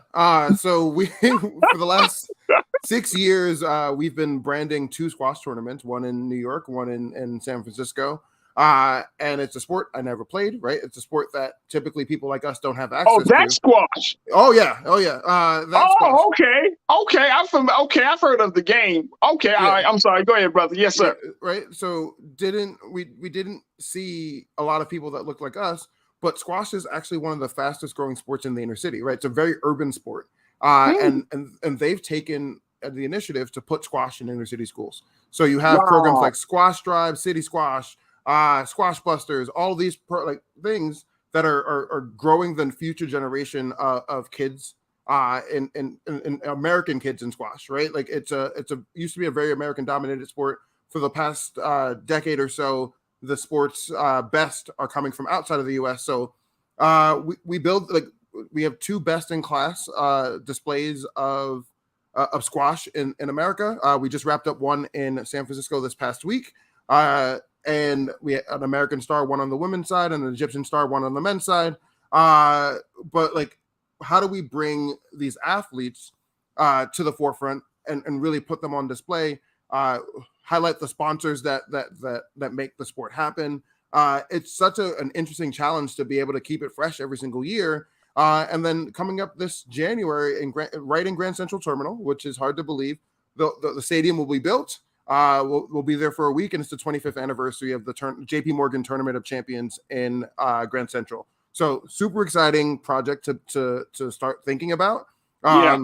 Definitely, you're going to see the next generation of squash players, American squash players, start looking like you and me, which is wild to believe, because I grew up thinking it was a Yale and Harvard and University club kind of sport, and now you're starting to see coming up the ranks some awesome talent. That's all we need, Carlos. Some black folks busting up into the squash tournament. Getting scholarships to college, right? Like next thing you know, we take that joint to a whole new level. I think it's going to change the game. can see black folks. I can see, you can take this idea, just pay me back. We can have like squash athletes and be like squid squash. You know what? I think the lingo of squash, right? There's a whole lingo needs a refresh, and I think the people that are going to do it are these kids who are already speaking in ways that I'm too old to understand, and they're they're gonna be on that court and arguing with the refs just like everyone else does. Yo, black squash players, y'all better watch out. Black squash players, I'm telling you, it's coming. All right, let me just get a couple of comments from my online culture crew real quick, Carlos. Awesome. Tiana, you checked in and said, look, I remember all we had was damn phones with call waiting. Now we at this point. Right. Right, Tiana. Exactly. Remember you heard the beep, you had to hit the beat. Yeah. Then you're like, hold on. Click over. Yeah, click over. Click over. Yo, I'm going to take you back. Star 69. Y'all remember that? Star 69. Trying to figure out, wait a minute, who missed the call? And you always thought you were smooth. Like, all right, hold on. We missed the call. Bang. Star 69. Yeah, I remember that too. Thank you, T, for checking it. Taylor, you said, I think we're experiencing a trend that will last about as long as these folks' attention span. Wait for it.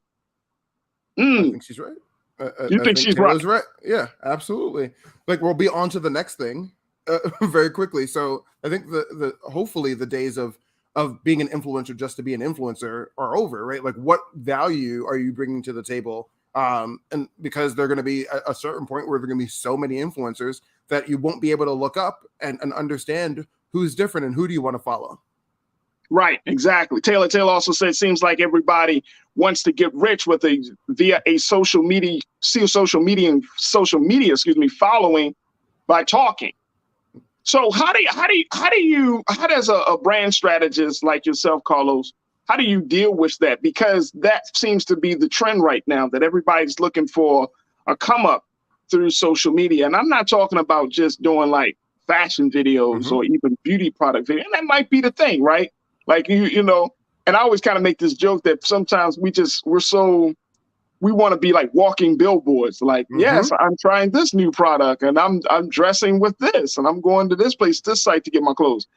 But it's like there is this trend where we want to kind of monetize our social media experience. But then I think on the other side, the psychological side, when you just mentally are always in quote unquote branding mode, like every single thing. And I'm trying to figure out, like, how do we make sure that people don't go all the way to that one side and then forget about the human side on the other end? Well, one of my favorite humans is Marshawn Lynch, right? And he says, I'm about that action boss, right? Like, I want people showing their work in action. But like, I think that's much better on social media. So you can talk a little bit, but then what are you actually out in the world doing? What impact are you making? If you compare that with like, here's my mission, and then here's my output. Here are my failures. Here are my successes. Here are behind the scenes. Here's the work we have to do to put in to grow this into a movement.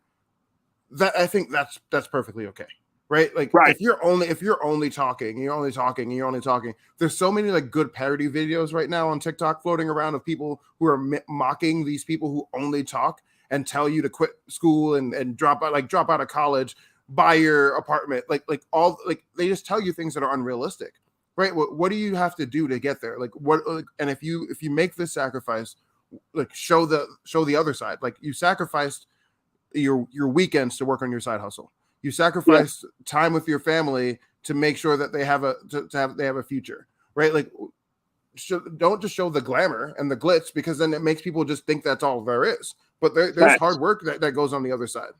Facts. I really appreciate that from the brand strategist, that you don't highlight the glamour and glitz, that you highlight the ups and the downs. And you know what? It's funny that even though people know that, it's still funny that people still kind of believe that some people's lives are really glitzy and glamorous. And it's like, y'all do know that that's not the way. It's not, if you weren't born into it, it's not the way, right? Like you're gonna have to hustle. Right.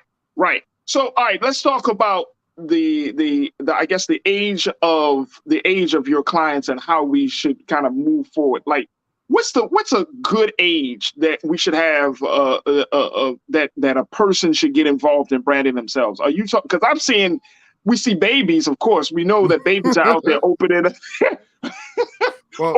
toys to play with them on camera. So we see that.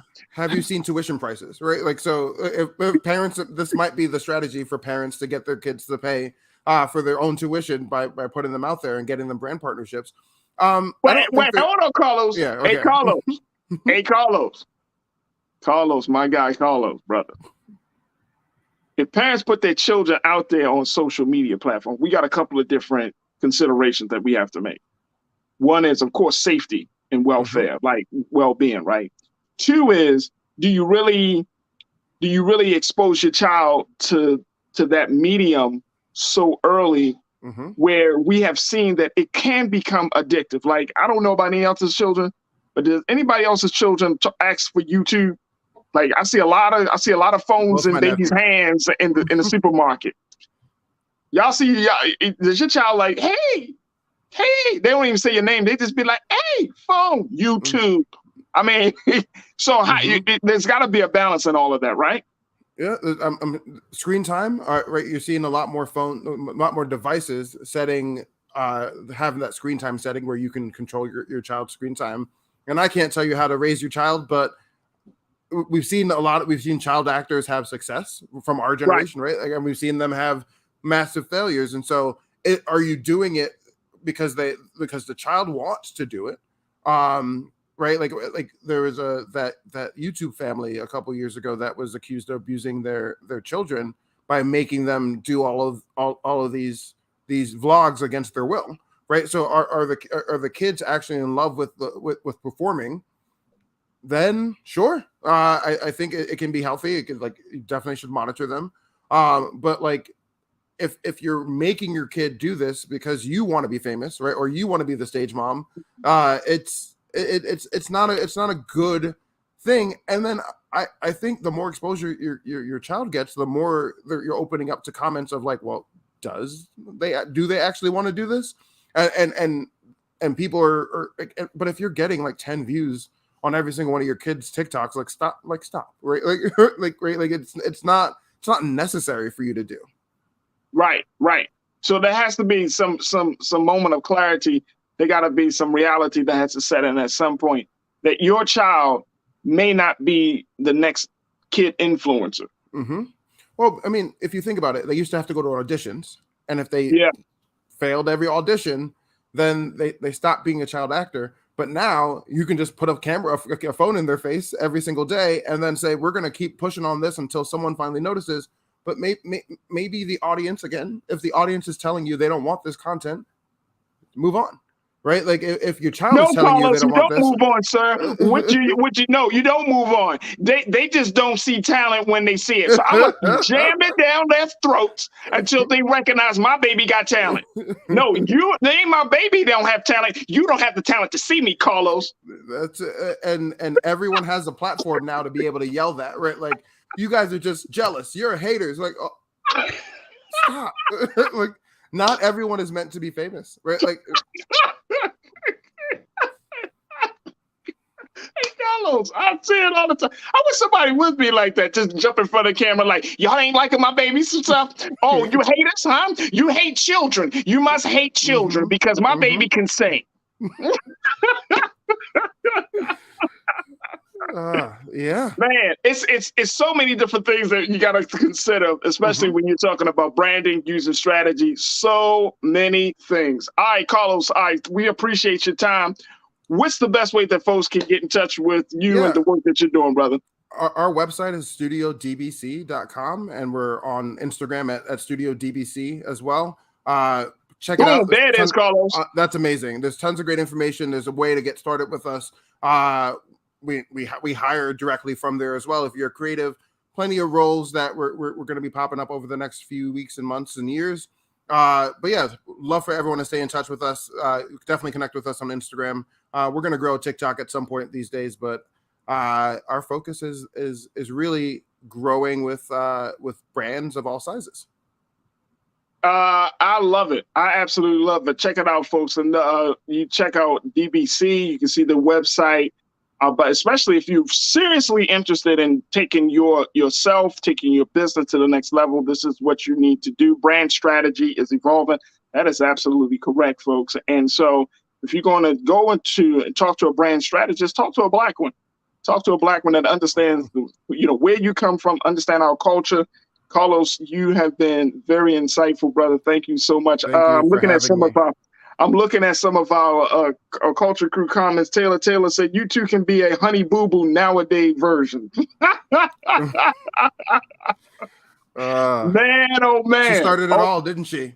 Man, let me tell you. I'm telling you. And you know what, you got to, especially if you're bringing your children into these spaces, you really do have to do your homework. You have to talk to people. You have to checking in psychologically with your child to make sure that they don't lose themselves at such a young age.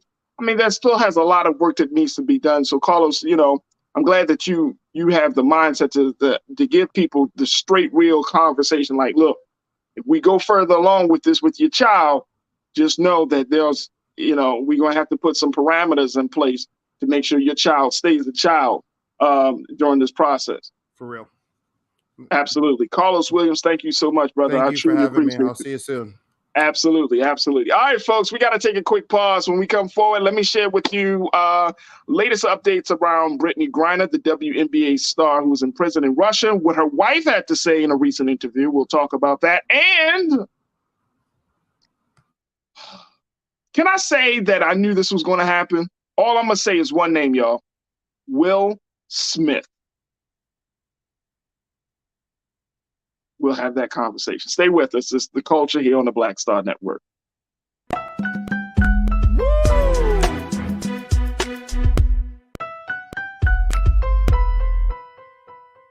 Hatred on the streets, a horrific scene, a white nationalist rally that descended into deadly violence. White people are losing their damn minds. As an angry pro-Trump mob storms the U.S. Capitol, we're about to see the rise of what I call white minority resistance. We have seen white folks in this country who simply cannot tolerate black folks voting. I think what we're seeing is the inevitable result of violent denial. This is part of American history. Every time that people of color have made progress, whether real or symbolic, there has been what Carol Anderson at Emory University calls white rage as a backlash. This is the rise of the Proud Boys and the Boogaloo Boys. America, there's going to be more of this. Here's all the Proud Boys, guys. This country is getting increasingly racist in its behaviors and its attitudes because of the fear of white people. The fear that they're taking our jobs, they're taking our resources, they're taking our women. This is white fear.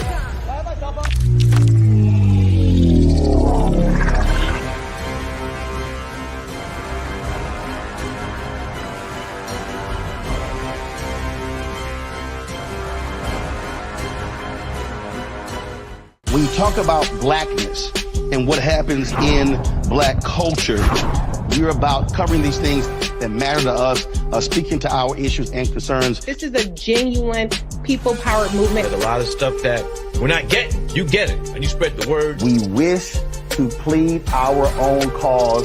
Too long have others spoken for us. We cannot tell our own story if we can't pay for it. This is about covering us. Invest in black-owned media. Your dollars matter. We don't have to keep asking them to cover our stuff. So please support us in what we do, folks. We want to hit 2,000 people, $50 this month, raise $100,000. We're behind 100,000, so we want to hit that. Y'all money makes this possible.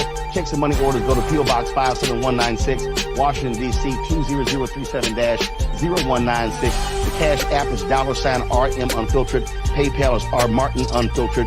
Venmo is RM Unfiltered. Zelle is Roland at RolandSMartin.com. When we invest in ourselves, we're investing in what's next for all of us. Growing, creating, making moves that move us all forward. Together, we are Black beyond measure. Hi, I'm Dr. Jackie Hood Martin, and I have a question for you. Ever feel as if your life is teetering and the weight and pressure of the world is consistently on your shoulders? Well, let me tell you, living a balanced life isn't easy. Join me each Tuesday on Black Star Network for A Balanced Life with Dr. Jackie. We'll laugh together, cry together, pull ourselves together, and cheer each other on. So join me for new shows each Tuesday on Black Star Network, A Balanced Life with Dr. Jackie.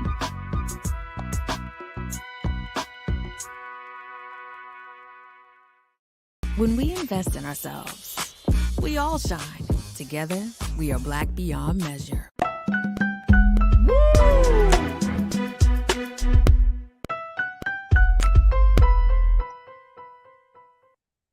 All right, y'all. In the final few minutes, I wanted to bring you up to speed on a couple of things. One is the latest development in the case of our sister Brittney Griner, the WNBA star and two-time Olympic gold medalist, who is imprisoned in Russia. So of course, we know that she is sentenced to 9 years and a few months in Russian prison. Well, according to her wife, Sherelle Griner, she told CBS Mornings, take a look at this, folks, that her wife is afraid of being forgotten by the United States. Woo. According to Sherelle, she says she's very afraid about being left and forgotten in Russia or just completely used to the point of her detriment. Like, y'all don't see the need to get me back home? Am I just nothing? This is Sherelle Griner quoting her wife, Brittney, as saying it wasn't clear when the call took place. Wow, take a look, folks. Damn. Wow. Brittney is reported to be at her weakest moment, according to her wife. And I hope we don't forget her. I hope we don't forget. I don't. And this.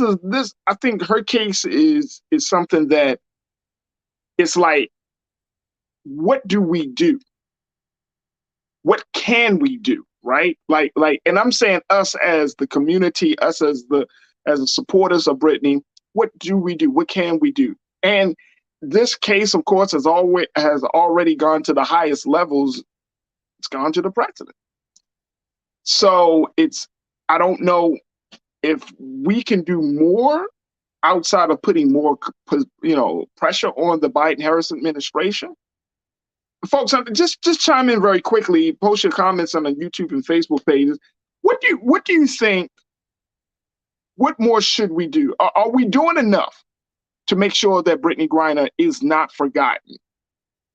Because I'm not sure what else can be done.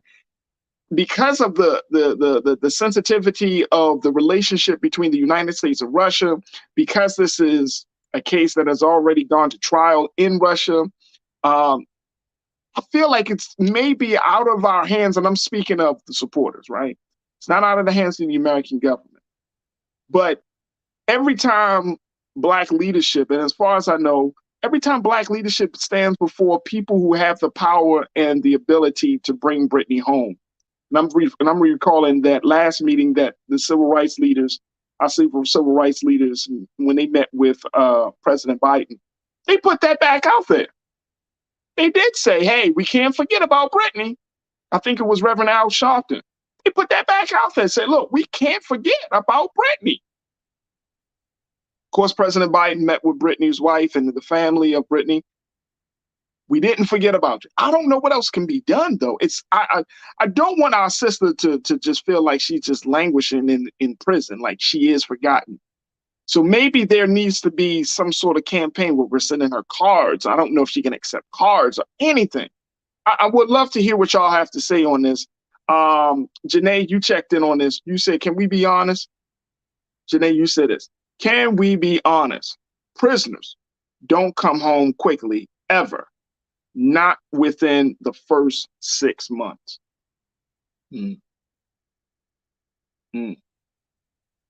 That's a hard pill. That's a hard pill, Janae. Very, very hard pill. I appreciate you posting that. Thank you. Shalinda, you checked in. You said we can march, we can protest, light candles, and ain't nothing different will happen.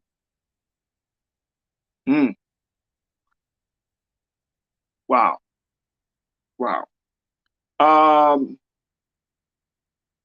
And I don't know if we need to exert our energy in that way. I don't know. I don't know if that would be beneficial for us. Zoe, you checked in. Thank you so much, Shalinda and Janae. Zoe, you checked in. You said, where's the public outrage from the LGBTQ plus community? You know what? Let me take a look. I thought they did say something, if I'm not mistaken, Zoe. I thought they definitely said something, but I could be wrong. Maybe I'm thinking that they did say something, but I know there have been a lot, like the WNBA has certainly been at the forefront of trying to get some stuff done. I don't know. Players, all the players in the league of WNBA, hell, even the NBA has been, kind of petitioning. I don't know. I really don't know what we would do in a situation like this. Shalinda, you back then, you said we can talk about her every day until we are blue in the face and nothing will help get her out from Putin.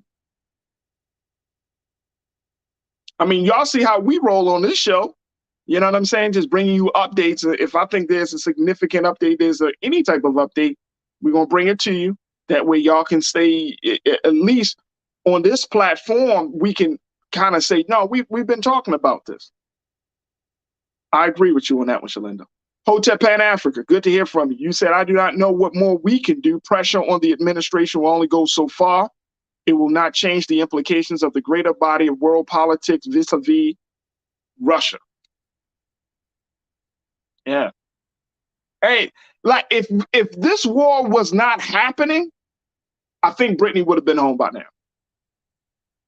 If this war wasn't happening in the whole Pan-African, I think if this war, and you can agree with me or disagree with me on this, but if this war wasn't happening, she would have probably been home by now. Because of this war. Chris V, you said outside of the NBA and WNBA community, I don't see us hearing a lot about Brittney, unfortunately. Wow. Ooh. Wilbert Tucker, you said if you have the freedom to go overseas and make money, you have to go by the rules, and during that time, someone should have done better. Ooh. Ooh. Well, she knows she done wrong, Wilbert. I mean, she already admitted that. She admitted to making that mistake. She, and we talked about, she has access to some of the best lawyers in Russia. I mean, I don't know. I'm not gonna beat her over the head about it. She made a mistake. We all make mistakes, right? But making a mistake and feeling like you're being forgotten about are two different things. And I hope and pray that she can keep her spirit alive. Again, maybe there is a way, and I don't know if Sherelle Griner can tell us. Maybe they just need to tell us. The family can say, all right, look, write letters of support, write letters of encouragement, send them to we'll get them to Brittney. I don't know. I haven't heard of any organization or agency that is open to kind of being a conduit between us and her. So maybe that's the next step for us. I mean, to at least she can rely on the fact that she's getting good vibes sent her way from us. So maybe that's the next step. Sean, thank you so much. You said it would take an international movement like Free Mandela to help Brittney with Russia. It might have to. It may have to. Again, I mean, we bring her up into these conversations. Black leadership is bringing her up into these conversations. If anyone that has gone to the CBC, the convention, did they speak about it? I didn't read anything about that at the CBC. So, you know what I mean?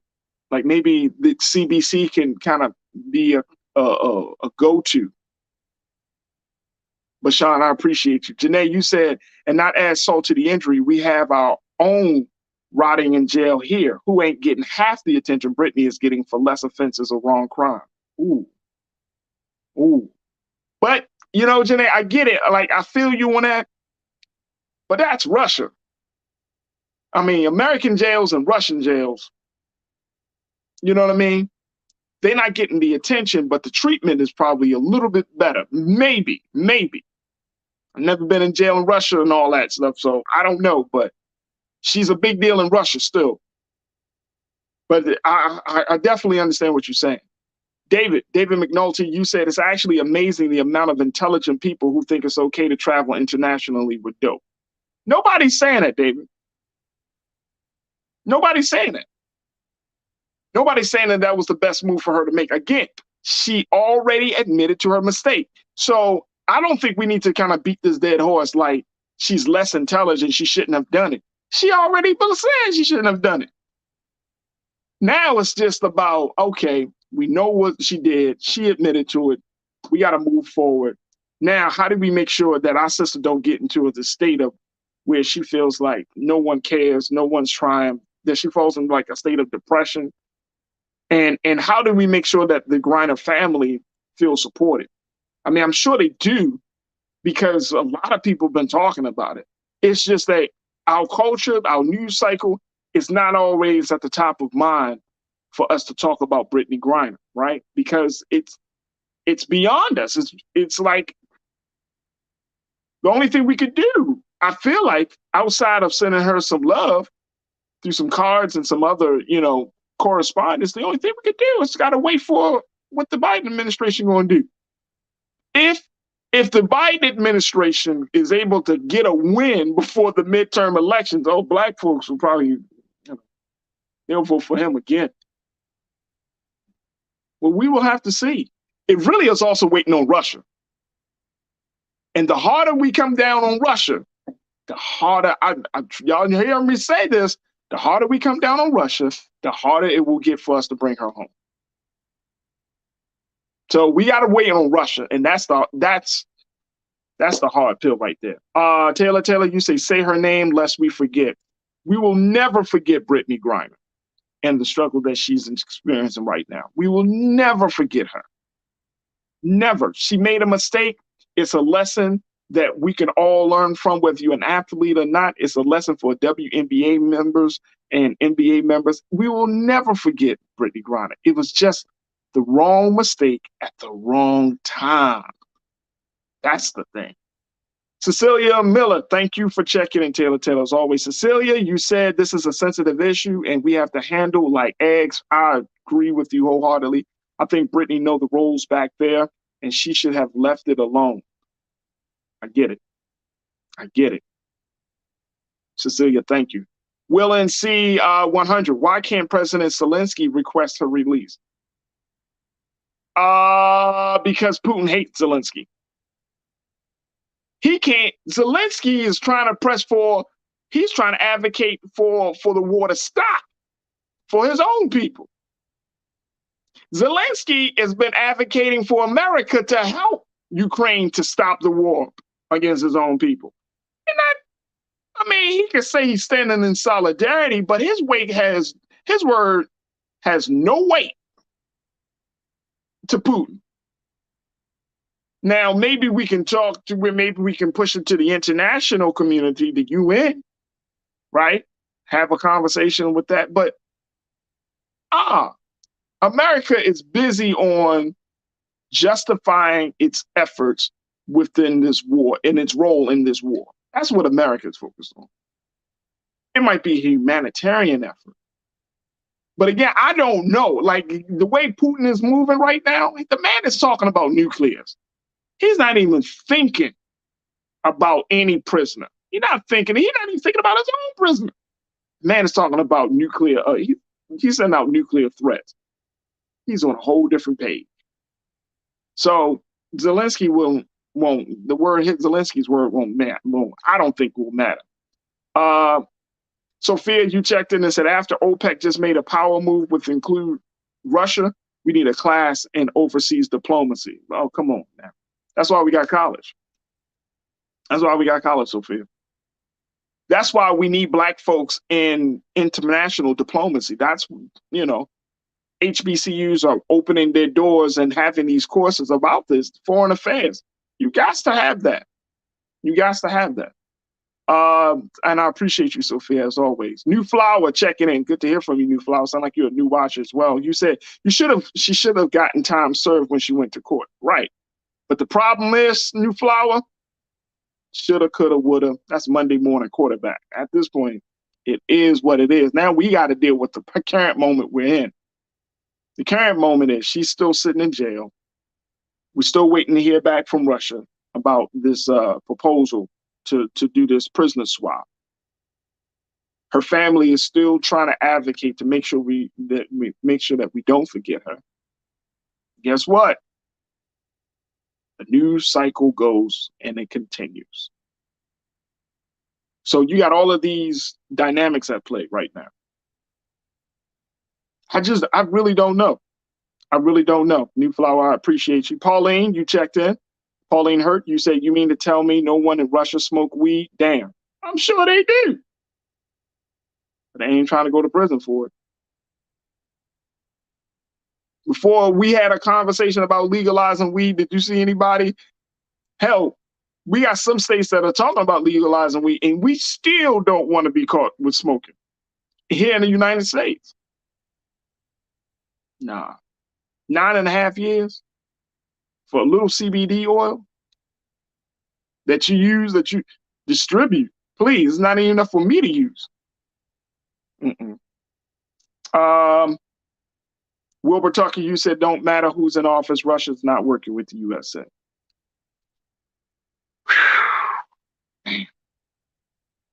Yeah. Wilbur, I'm not right now. Not right now. They know they got a bargaining chip. They know the ball is in their court. They're gonna play the game the way they want to play the game, and that's the unfortunate part. And they know that if the United States continue to piss them off, Guess who's going to sit in jail? Brittney Griner. This is why, and here's the other part about this very quickly, folks, as we wrap up this part of the discussion. This is why I think Paul Whelan has been in jail for so long, because nobody, like, what can you do? I think he was in jail, if I'm not mistaken, for like 16 years. And I hope that she, you know, is not going to just languish there for, yeah. He received a prison sentence of 16 years. This is for Paul Whelan on June 15, 2020. So that man don't even, he might not come home till about 2036. He just received his prison sentence a couple of years ago. So by 2036, he may come home unless they get this prisoner swap done. Can y'all imagine that?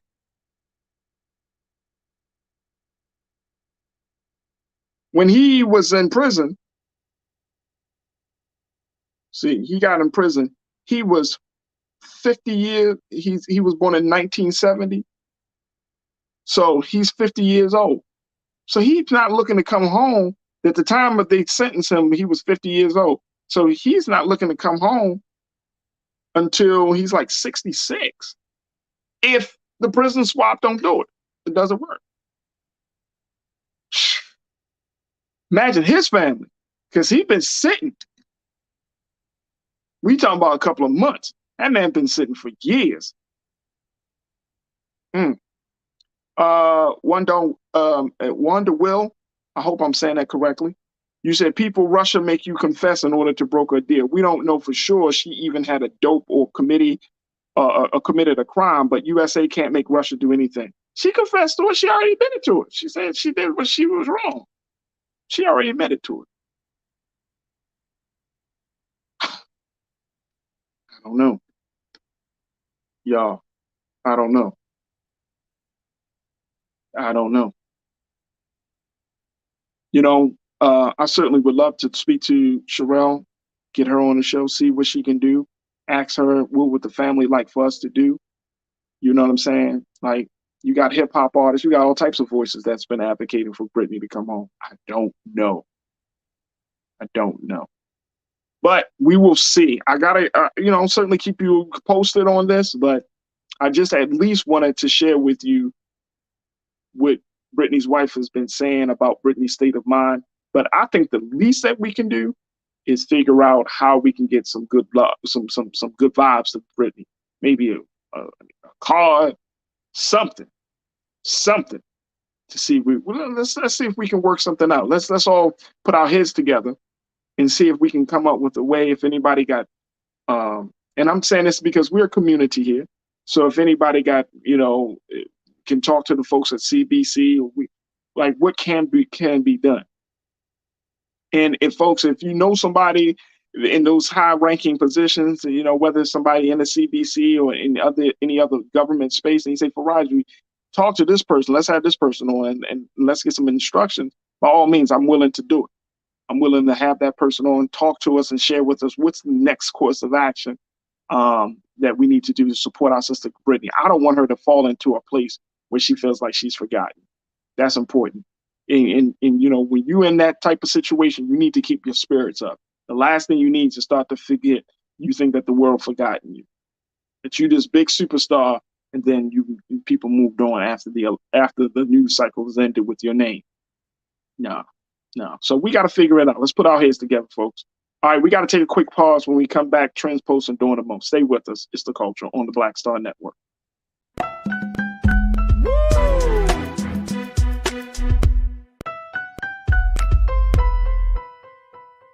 Hatred on the streets, a horrific scene, a white nationalist rally that descended into deadly violence. White people are losing their damn minds. As an angry pro-Trump mob storms the U.S. Capitol, we've seen We're about to see the rise of what I call white minority resistance.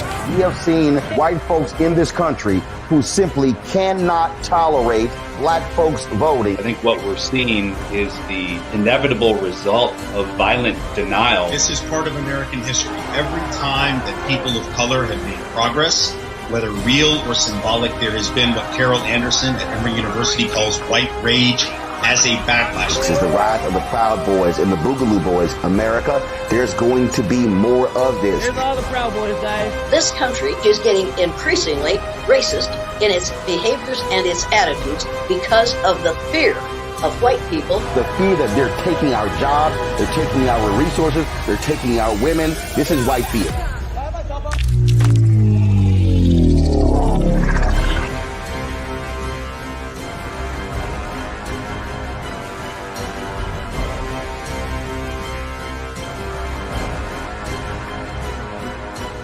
When you talk about blackness and what happens in black culture, we're about covering these things that matter to us, speaking to our issues and concerns. This is a genuine people-powered movement. There's a lot of stuff that we're not getting. You get it, and you spread the word. We wish to plead our own cause.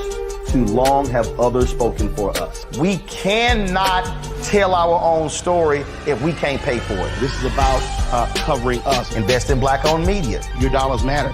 We don't have to keep asking them to cover our stuff. So please support us in what we do, folks. We want to hit 2,000 people, $50 this month, raise $100,000. We're behind $100,000, so we want to hit that. Y'all money makes this possible. Checks and money orders go to P.O. Box 57196, Washington, D.C. 20037-0196. The Cash App is $RM Unfiltered. PayPal is R Martin Unfiltered. Venmo is RM Unfiltered. Zelle is Roland at RolandSMartin.com. When we invest in ourselves, we're investing in what's next for all of us. Growing, creating, making moves that move us all forward. Together, we are Black beyond measure. Hi, I'm Dr. Jackie Hood Martin, and I have a question for you. Ever feel as if your life is teetering and the weight and pressure of the world is consistently on your shoulders? Well, let me tell you, living a balanced life isn't easy. Join me each Tuesday on Black Star Network for A Balanced Life with Dr. Jackie. We'll laugh together, cry together, pull ourselves together, and cheer each other on. So join me for new shows each Tuesday on Black Star Network, A Balanced Life with Dr. Jackie.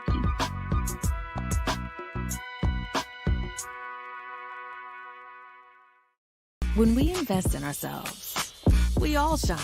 Together, we are Black beyond measure.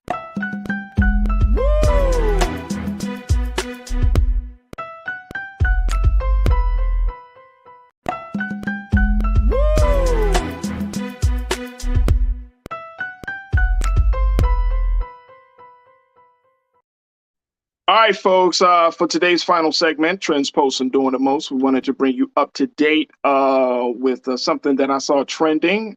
I knew what's going to happen, folks.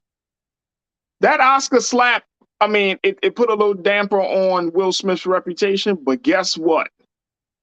Didn't stop the Will Smith train from running, folks. Will Smith is going to be in a new movie that's presented by Apple TV called Emancipation. Check out the trailer.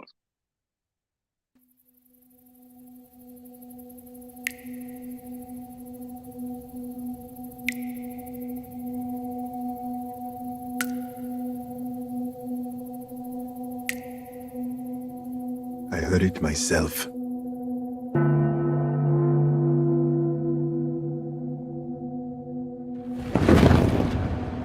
Slaves are free.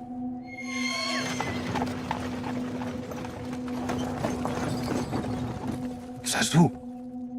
Lincoln.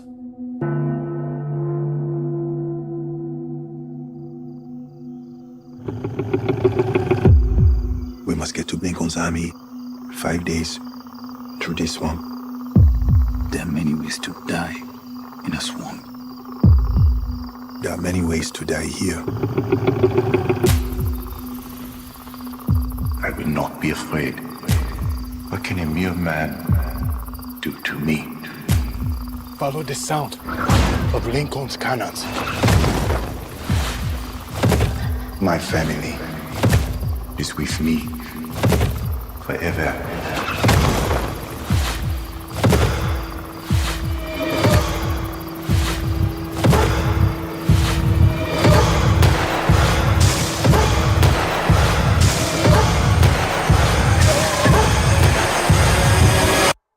I will look in triumph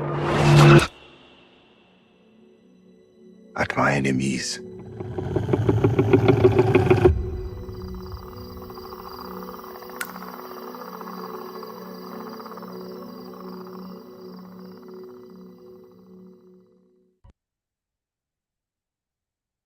Wow. That's the new Will Smith film, Emancipation, following the story of a character named Peter, an enslaved man who escapes a Louisiana plantation and makes his way north. Now, according to Apple, folks, the film was inspired by the 1863 photo of Whipped Peter. You might remember one of these images. This is the image of the black man whose back was to the camera. He was actually in real life. The brother was taking his clothes off, and he was sitting in a position where you saw the whelps on his back. Y'all seen this photo, and Keen, if we can pop that up if you find that very quickly. But this image is one of the most known images of the transatlantic slave trade. It's known as the scourged back. And it shows Peter's bare back mutilated from whippings by his enslavers, and it proved to be instrumental in shifting the public sentiment in opposition to slavery. Now, this film, as you saw, is directed by Antoine Fuqua, who's been doing films a lot. He did Training Day and many other great films written by William College. The film had its first public screening in Washington on Saturday night during the CBC Foundation's 51st Annual Legislative Conference. So that was happened. The event was followed by a question and answer session featuring none other than Antoine Fuqua and Will Smith at the CBC, who had remained largely out of the public eye since the Oscars. So this film is moving forward.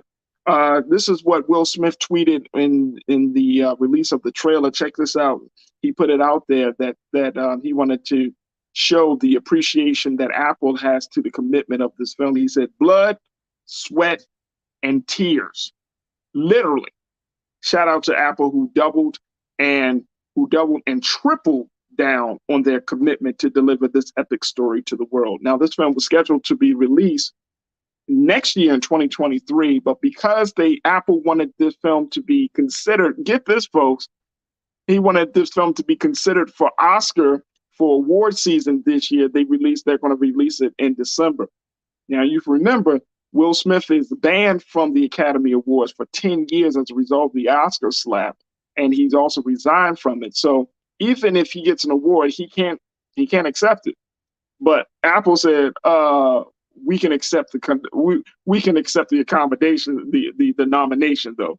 So they are hoping that this film is going to bring it. The other part about it is that Will Smith said early in his career that he was not interested in doing any slave films or films that made Black people look like we were disparaging. So what you might see in the trailer may not just be your traditional quote unquote slave film. There is Will said that this film is actually a love story between Peter and his family. So we shall see on December the 2nd. It's going to be opening in theaters and then streaming on Apple TV Plus December the 9th. So we will see. I will be interested in hearing what how this film plays out. Man, oh man. All right, folks. Well, that's all that we got for Trends, Posts, and Doing the Most, and that's all we got for today's show. Thank you so much for tuning in. Big shout out to my guy, Hassan Giordano, for checking in and always politicking with him. So we appreciate that. Big shout out to you, my online culture crew. Thank you for being a part of the conversation as always. And if you're a brand new watcher, thank you. Welcome to the show. We hope that you tune back in tomorrow and Monday and Tuesday and Wednesday to hear what we got to say and have these conversations. But thank you. Also, big shout out to Mr. Carlos Williams from DBC to talk about rebranding your life and yourself. Folks, also, we're going to continue to look into options to see what can be done for our sister, Brittney Griner. We got to figure it out. What can be done, at least to show her that she's not forgotten, that we have her in our hearts, and that we want to show her family that, look, we want to do all that we can. Just let us know what we need to do. So we'll continue to work on that. But thank you so much for tuning in. Stay tuned at 6 o'clock Eastern Standard Time, RMU, Roland Martin Unfiltered. As always, never be afraid to challenge what's wrong. Stand for what's right while being yourself in the process. God willing, we'll talk tomorrow. Big shout out to my team, Joel, King Keenan, Ariel. Thank you. In my control room, thank you so much for making the podcast a success. And God willing, we'll talk tomorrow for another exciting edition of The Culture right here on the Black Star Network. Follow me on all social media at The Real Farajii. Follow me from Twitter at Farajii. Y'all check out the Twitter conversation. I would love to get your input on what we've been talking about and so much more. And we'll see each other tomorrow for another exciting edition of The Culture on the Black Star Network. Peace.